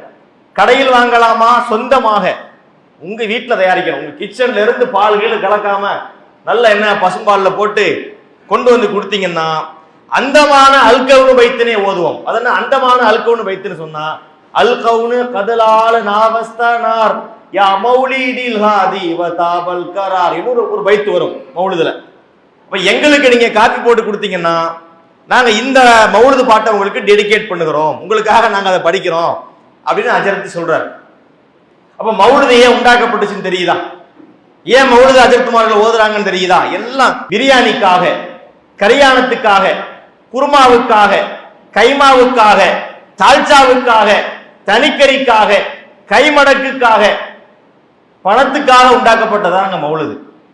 நாங்கள் மதரசாக்களை படிக்கும் போது எங்களுக்கு ஒரு உஸ்தாத் இருந்தார். அவர் வேற வேற மதரசாக்களை ஓதிட்டு இங்க வந்தவர். அவர் சொல்லுவார், அவங்க குரூப்பா சேர்ந்து மௌலுத போவாங்களாம். அப்ப சல்லுபினா பிஹத்தி மாமின்னு ஒரு பாட்டு உண்டு. அதான் இவங்க எப்படி படிப்பாங்களாம்? சல்லுபினா பிஹத்தி மாமி ஆலா ஷஃபீல் அனாமி ஹபீபி முஹியல் இலாமி அலைஹி அஸ்கஸலாமின் போகும், இந்த பாட்டு போகும். இதை எப்படி படிப்பாங்களாம்? சல்லுபினா பிஹத்தி மாமி சாயாவை கொண்டு வா மாமி படிப்பாங்களாம். அப்ப இது எதுக்கு உண்டாக்குனாங்கன்னு தெரியுதா? அப்ப தெளிவாக தெரிகிறது, இதெல்லாம் வந்து காசுக்காக உண்டாக்கி இருக்கிறாங்க. காசுக்காக இப்படி பண்ணலாமா? சம்பாத்தியத்திற்கு அல்லாஹ் உலகத்தை திறந்து வைத்திருக்கின்றான். ஒரு தொழில் செய்யலாம், ஒரு கடை வைக்கலாம், ஒரு டீ கடை கூட வைக்கலாம், ஒரு வியாபாரம், ஒரு ஜவுளி கடை எடுத்து ஒரு பொருள் எடுத்து வியாபாரம் பண்ணலாம். எவ்வளவோ உழைப்பதற்கு வழி இருக்கும் போது மார்க்கத்தில் தவறானதை சொல்லித்தான் சம்பாதிக்க வேண்டுமா என்கிற கேள்வி இருக்கிறது. அப்ப ஆலிம்கள் இதை மறந்து நிறைய தீமைகளை செய்யறாங்க. அந்த தீமைகளுக்கு முக்கியமான காரணமா இருக்கிறாங்க. சரி, ஆலிம்கள் என்ன பண்றாங்கன்னா மக்கள் லேசு நினைக்க முடியுமா? இல்லை, மக்களும் நேசப்பட்டவர்கள் இல்லை. ஆலிம்களே இல்லை என்றாலும் கூட மக்களும் தவறு செய்யத்தான் செய்வார்கள். சொல்ல போனால் இன்னைக்கு சில தௌஹீதை சொல்லக்கூடிய ஆலிம்கள் இருக்கிறதுனாலதான் நிறைய மக்களுக்கு தௌஹீது போகிறது. இன்னைக்கு தௌஹீதை சொல்லக்கூடிய ஆலிம்கள் நல்லா தானே சொல்றாங்க. அப்ப ஏன் அந்த மக்கள் கேட்க திருந்தலாமா இல்லையா? தர்கா கூடாது, கூட்டு துஆக்கள் கூடாது, தாயத்து அது ஈமானுக்கே ஆபத்து அப்படிலாம் நம்ம பேசத்தானே செய்யறோம். அதை கேட்டு ஏன் மக்கள் திருந்துறது இல்ல? அப்ப மக்கள்கிட்ட ஒரு பிரச்சனை இருக்கு. அழகா சொன்னார்கள், ஆலிம் சாக்களே இவங்க தூக்கி அடிக்கிறாங்க. எப்படி தூக்கி அடிக்கிறாங்க? ஒரு ஆலிம் சா மௌலூத பத்தி பேசிட்டாருன்னு வைங்க, லுகருக்கு பேசினவரு அசருக்கு இருக்க மாட்டாரு, ஆள மாத்தி. அப்ப தங்களுக்கு தகுந்த டிசைன்ல ஆலிம் சாக்களை பாக்குறாங்க. ஆலிம்கள் என்ன சொல்றாங்க என்று கேட்கக்கூடிய நிலையில மக்கள் இல்லை. மக்களுக்கு என்ன, எனக்கு பிடிச்ச கொள்கையை நீ சொல்லு, உன் கொள்கையில நான் கேட்க மாட்டேன். எங்க ஊர்ல இப்படித்தான் நாங்க பண்ணுவோம், வரதட்சணை வாங்குவோம், கூட்டுதுவா ஓதுவோம், வெடிய போடுவோம், இந்த மாதிரி எல்லாம் பிற மதத்துக்காரங்க வரக்கூடிய பண்டிகையின் போது மத்தாப்பு போடுவோம், கித்தாபோட நாங்க தூக்கி படிக்க மாட்டோம் அப்படின்னு என்ன செய்யறாங்க மக்கள், ஒரு மாதிரியா இருக்கிறாங்க. அப்ப தங்களுக்கு தகுந்த மாதிரி ஆலிம் சாக்களை பார்ப்பது மக்களுடைய பெரிய தவறா இருக்குதா இல்லையா? அதை நம்ம பார்க்கிறோம். அப்ப மக்கள் இப்படின்னு சொன்னா ஆலிம் சாக்கள் லேசா, அது பார்த்தாச்சுன்னா அதுக்கு ஏராளமான வசனங்களை அல்லாஹ் சொல்லுகின்றான். திருமறை குர்ஆனில் சொல்லுகிறான், நாளை மறுமை நாளில் அல்லாஹ் மக்களை ஒன்று திரட்டுவான். பரசூல் இல்லாஹி ஜமீஆ, அல்லாஹ் மக்களை ஒன்று திரட்டுவான். காலல் ضعفاء للذين استكبروا, அந்த சூழலிலே பலகீனமான மக்கள் பெருமையடித்த மக்களை பார்த்து கேட்பார்கள். என்ன கேட்பார்கள்?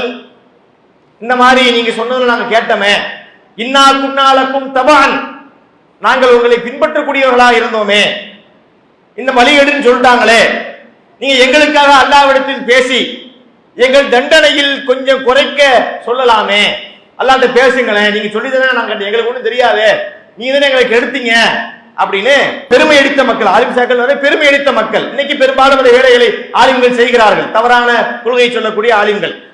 அப்ப அந்த மக்கள் சொல்லுவார்களா, பெருமை அடித்த மக்கள் சொல்லுவாங்களா, அப்பதான் ஹக்க பேசுவாங்க. லவ் ஹதானல்லாஹு லஹதைனாக்கும், அல்லாஹ் எங்களுக்கு நேர்வழி காட்டி இருந்தால் நாங்கள் உங்களுக்கு நேர்வழி காட்டி இருக்க மாட்டோமா? ஒழுங்கா பேசுறாங்க. இன்னைக்கு பாத்தீங்கன்னு வைங்க, சொர்க்கத்துடைய ஏஜென்ட் மாதிரி பேசுவார். ஹஜ் உம்ரா சர்வீஸ் நடத்துறாங்கல்ல, நீங்க பாத்துருக்கலாம், ஹஜ்ஜுக்கு போய் நம்ம கூட்டு வந்துருவோங்க, போயிட்டு வந்துருவோங்க, ஹஜ் உம்ரா சர்வீஸ் நடத்துற மாதிரி சொர்க்கத்துக்கு போற சர்வீஸ் நடத்துவதை போல பல ஆலிம்கள் செயல்படுறாங்களா இல்ல, எங்கள்கிட்ட வாங்க, எப்படி உங்களை ரெடி பண்றோம் என்று பேசக்கூடியவர்கள் அங்கே போய் என்ன சொல்லுவார்கள்? எப்பா, நாங்கள் நேர்வழியில் இருந்தால் உங்களுக்கு நேர்வழி காட்டி இருக்க மாட்டோமா? எங்களுக்கே நாங்களே வழிகாட்டி சொல்லப்பட்டோம், நாங்க எப்படி உங்களுக்கு வழிகாட்டுறது என்று கையை விரிச்சிருவாங்க. சவாவுன் அலைனா அதிசகனாம் சபர்னாம் மாலனாமின் மஹீஸ், இங்கு நீங்கள் பொறுப்பதும் சகிப்பதும் ரெண்டும் சமம்தான். நீங்க துடிப்பதால் உங்களுக்கு எந்த நன்மையும் கிடைக்க போவதில்லை, நமக்கு எந்த போக்கிடமும் இல்லை. வாயா, ரெண்டு பேரும் சேர்ந்து போலாங்கிற மாதிரி இருக்கு, ரெண்டு பேரும் சேர்ந்து ஒண்ணு ஒண்ணா போவப்பா நரகத்துக்கு என்னங்கிற மாதிரி அந்த வசனத்துடைய சாயல் இருக்கிறது. இப்படி அந்த ஆலிம்கள் மக்களை ஏமாற்றுவார்கள் என்று இந்த வசனத்திலே அல்லாஹ் சொல்வதை பார்க்கின்றோம். சரி, ஆலிம்கள் தான் எப்படின்னு சொல்லி மொத்தமா குற்றச்சாட்ட முடியுமான்னு கேட்டா, ஆலிம்கள் இல்லாட்டி மக்கள் வழிகேடுத்தனம் செய்கின்றார்கள். இப்ராஹிம் நபியினுடைய வாழ்க்கை வரலாறு அல்லாஹ் சொல்றான். இப்ராஹிம் அலைஹிஸ்ஸலாம் போய் மக்கள்கிட்ட மார்க்கத்தை சொல்றாங்க. இது காலலி அபிஹி வ கௌமிஹி மா ஹாதிஹி தமாதீலுல்லதி அன்தும் லஹா ஆகிஃபூன். சமுதாய மக்களுடைய இப்ராஹிம் அலைஹிஸ்ஸலாம் ஒரு நெருப்பு மாறிங்க.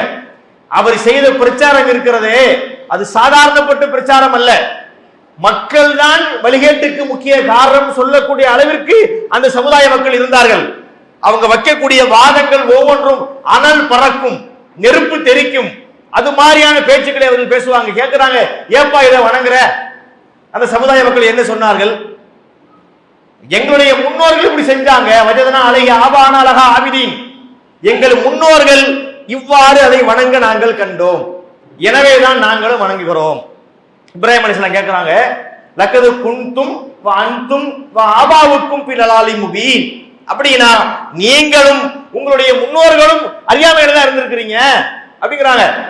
அப்ப இங்க எந்த ஆலிம் சாக்கள் வழிகெடுக்கல, மக்கள் முன்னோர்களுடைய பேச்சை கேட்டு வழிகெட்டு போயிருக்கிறார்கள் என்பது நமக்கு தெளிவாக தெரிகிறது.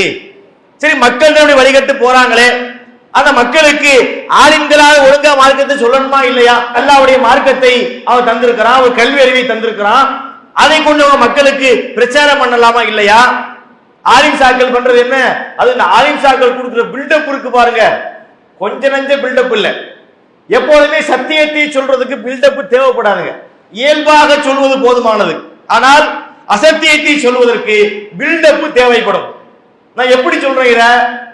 நாங்கெல்லாம் சிறு பிள்ளைகளா இருக்கும் போது வீட்டில் உள்ள சின்ன பிள்ளைகளுக்கு உடம்புக்கு முடியாம போகும்.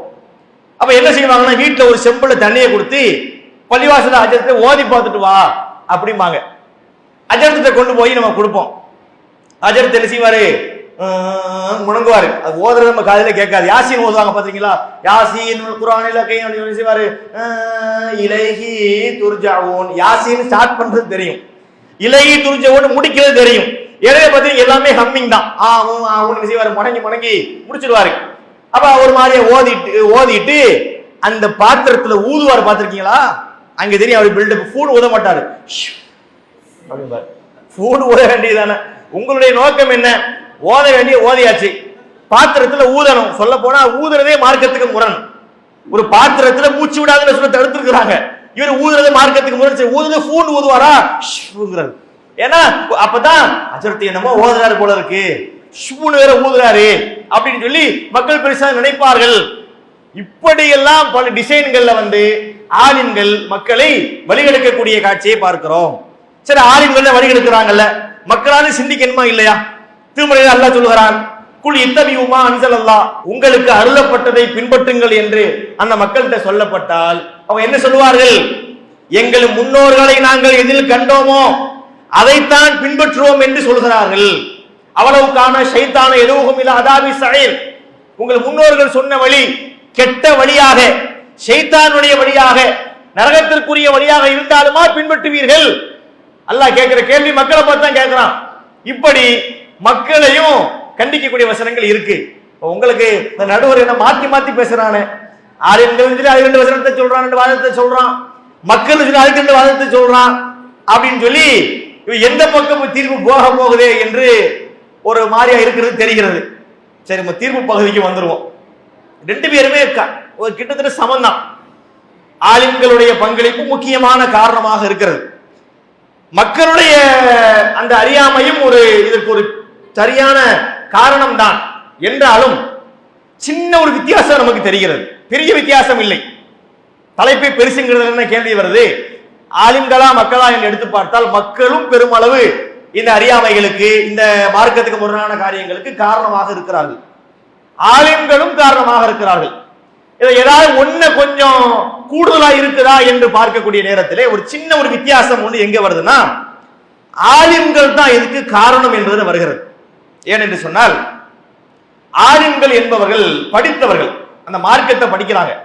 எப்போதுமே ஒரு விஷயத்தை தெரிஞ்சு அதை தவறு செய்வதற்கும் தெரியாமல் தவறு செய்வதற்கும் ஒரு வித்தியாசம் இருக்கிறது. இப்ப உதாரணத்துக்கு பாருங்களேன், ஒரு பேங்க்குக்கு ஒரு செக் போடுறோம். ஒரு பேங்க்குக்கு ஒரு ஆளுக்கு பேங்க்ல வங்கி கணக்கு இருக்கு, செக் போடணும். அந்த செக்ல மேல டேட் போடுவாங்க, யாருக்கு கொடுக்குறங்கிற பேர் போடுவாங்க, அமௌண்ட் போடுவாங்க, எண்ணாலும் இருக்க வேண்டும், எழுத்தாலும் இருக்க வேண்டும், கீழே கையெழுத்து இருக்க வேண்டும். இப்படி எழுதி கொடுத்தா அந்த செக்ல பணத்தை கொடுப்பாங்க. இப்ப எழுதி கொடுக்கக்கூடிய நேரத்தில் ஒரு படித்தவர், நல்ல படித்தவர், அவருக்கு எல்லாமே தெரியும், அவருக்கு 20 பேங்க்ல அக்கௌண்ட் இருக்கு, நிறைய டிரான்சாக்சன் பண்ணுகிறாரு. அவர் என்ன செய்கிறார், அவரே அந்த செக்கை ஒழுங்கா எழுதாம அல்லது கையெழுத்தை தப்பா போட்டு அல்லது இதை எழுதக்கூடாத ஒரு விஷயத்துல எழுதுறாரு, செக் பவுன்ஸ் ஆகி வருது, ரிட்டர்ன் ஆகி வருது. இன்னும் ஒருத்தருக்கு பேங்க்ல அக்கௌண்ட் இருக்கு, ஆனா அவருக்கு முன்ன பின்ன பெரிய பழக்கம் பரிச்சயம் இல்லை. அவர் ஒரு விஷயத்தை பேங்க செக்கை தப்பா எழுதி அது பவுன்ஸ் ஆகி வருது. ரெண்டு ஒண்ணா, எழுத படிக்க தெரியாத ஒருவன் தவறாக எழுதி அந்த செக் ரிட்டர்ன் ஆகிறதுக்கும் பேங்கினுடைய நடைமுறைகள் எல்லாமே தெரிஞ்சு அதை எழுதி ரிட்டர்ன் ஆகிறதுக்கும் வித்தியாசம், ஒரு சின்ன வித்தியாசம் பார்ப்போமா இல்லையாப்பா? அவன் படிக்காதவன் செய்யறான்னு சொன்னா அவன் கை நாட்டி தப்பு பண்ணிட்டு போயிட்டான், நீ ஏன் எப்படி எழுதுறன்னு கேட்போமா இல்லையா? அந்த வகையிலே பார்க்கக்கூடிய நேரத்தில் அறிந்தவருக்கு ஒரு உயர்வு இருக்கிறது. ஹல் யஸ்தவல்லதீன யாலமூன வல்லதீன லா யாலமூன். அல்லாஹ்வே இதை நமக்கு தீர்ப்பு சொல்லிவிட்டான். என்ன வருகிறது, அறிந்தவரும் அறியாதவரும் சமம் ஆவார்களா? அப்படின்னா என்ன அர்த்தம்? சமம் இல்லைன்னு அர்த்தம். அறிந்தவர்கள் என்பது வேற, அறியாத மக்கள் வேற. அப்ப அறியாத மக்கள் தவறு செய்யறாங்கன்னா அதை நன்மை என்று நினைச்சு செய்யறாங்க, உணராமல் செய்கிறார்கள். ஆலிம்கள் அப்படியே பண்றாங்க. மௌலுது வருவது தப்புன்னு மக்களுக்கு தெரியாது, அது நன்மை நினைச்சு பண்றாங்க. அது உள்ள வார்த்தையினுடைய மீனிங் ஆலிம்களுக்கு தெரியும், மக்களுக்கு தெரியாது. அந்த கஃபாருல் ஹத்தாயா சுபான மௌலுதுல வருது, பாவங்களை மன்னிப்பவரே. ரசூலுல்லாஹ் பார்த்து கேட்கறாங்க, இந்த மீனிங் மக்களுக்கு தெரியுமா? அஸ்ஸலாமு அலைக்கும் முபரி சகாமி, நோயை நீக்குபவரே உங்களுக்கு சலாம் உண்டாகட்டும்னு ரசூலுல்லாஹ் பார்த்து சொல்றாங்க. இந்த அர்த்தம் மக்களுக்கு தெரியுமா? தெரியாதானா? ஆலிம்களுக்கு தெரியும்.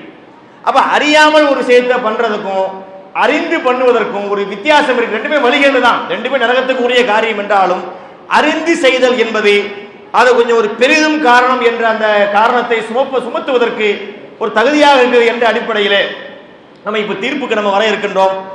இந்த மார்க்கத்திற்கு முரணான காரியங்கள் நடைபெறுவதற்கு பெரிதும் காரணம் மக்கள் காரணமாக இருந்தாலும் பெரிதும் காரணமாக இருப்பது ஆலிம்களே ஆலிம்களே ஆலிம்களே என்று தீர்ப்பளித்து எல்லா புகழும் இறைவனுக்கு என்று சொல்லிக்கொண்டு இதை நிறைவு செய்கிறோம். வாஹிர் தவானா அனிஹம்துலில்லாஹி ரப்பில் ஆலமீன். அஸ்ஸலாமு அலைக்கும்.